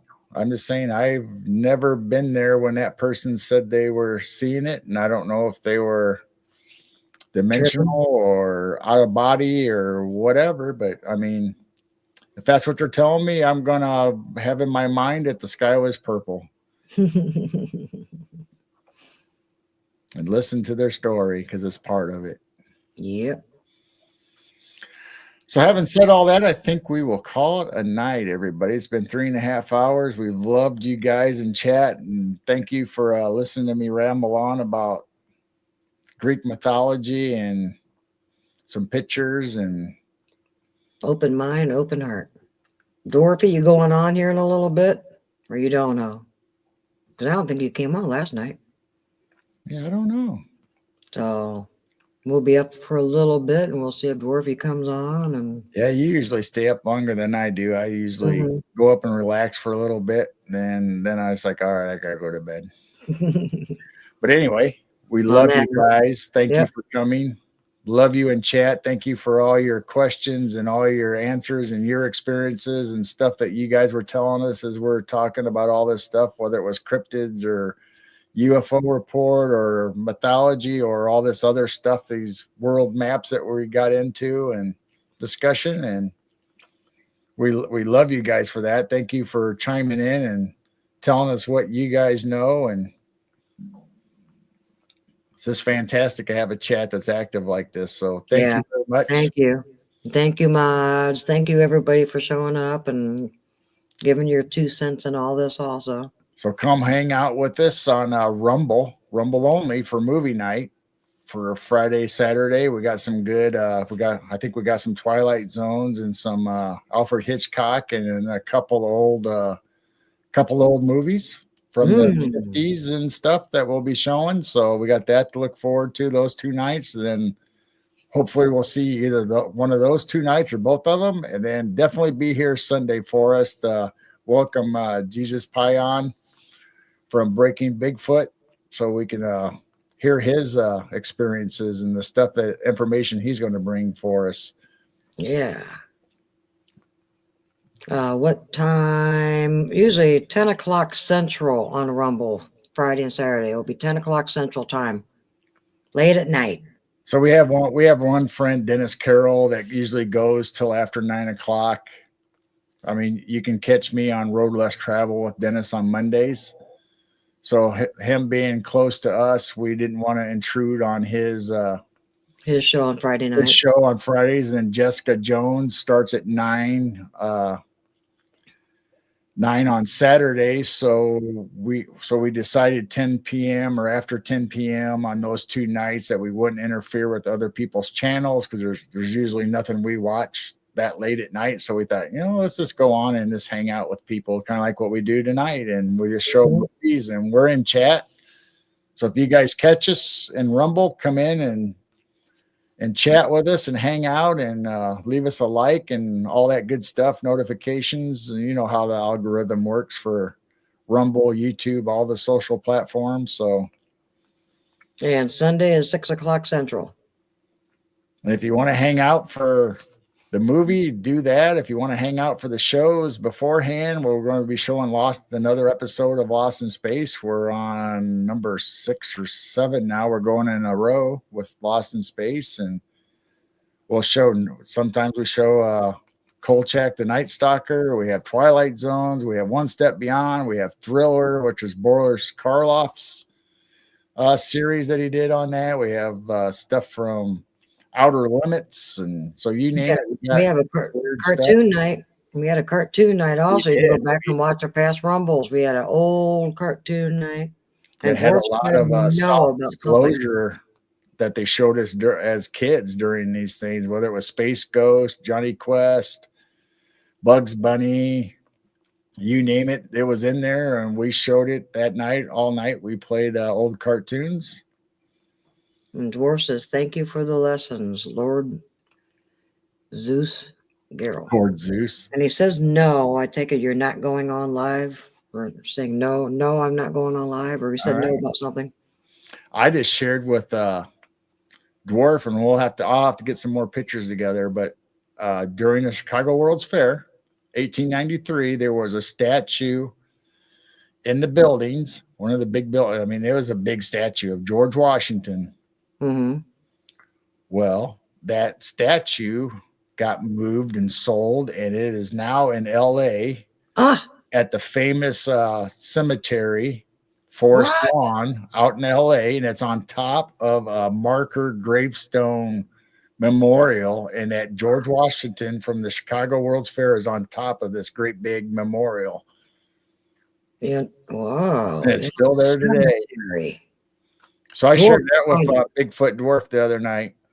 Oh, my. And I found at least 5 other statues that I got to gather the pictures and get the information on that are still out there from the Chicago's World Fair in 1893. They're still out in the wild. They're still out there. That'd be cool. Brondor found it. He's been to that cemetery. It's not that far. It's in L.A. I'll take a picture of it. That's where all the celebrities, all the famous people are buried. And that statue from the Chicago World's Fair is there on top of a memorial. But probably a lot of people don't know. I don't think the plaque says it or anything, but that is the statue, and people have traced it and found the history of it. It was inside the building, and they moved it. How'd they get it out of the building? Oh, they moved all that stuff out. They sold all that stuff. Auction. If the people that gifted it or brought it to the World's Fair, if they didn't want to haul it back or they gifted it, they ended up selling it and got the highest amount. Some of it went over to Europe. Some of it went to all the families in the U.S. and they even moved some buildings before it all got tore down. So there's some families like the Bush, the Pabst Blue Ribbon that were there. That building is still in existence as part of their family estate. Anyway, that's a whole nother subject before we get going too much further. Interesting. So anyway, once again, thank you everybody for being here. We love you. I hope you guys have a great night. I hope we see you Friday and Saturday, and definitely Sunday for our guest, Jesus Pion. And have a great night, everybody. Keep looking up. Keep your vibrations high. Love you. Much love. We'll see you next time.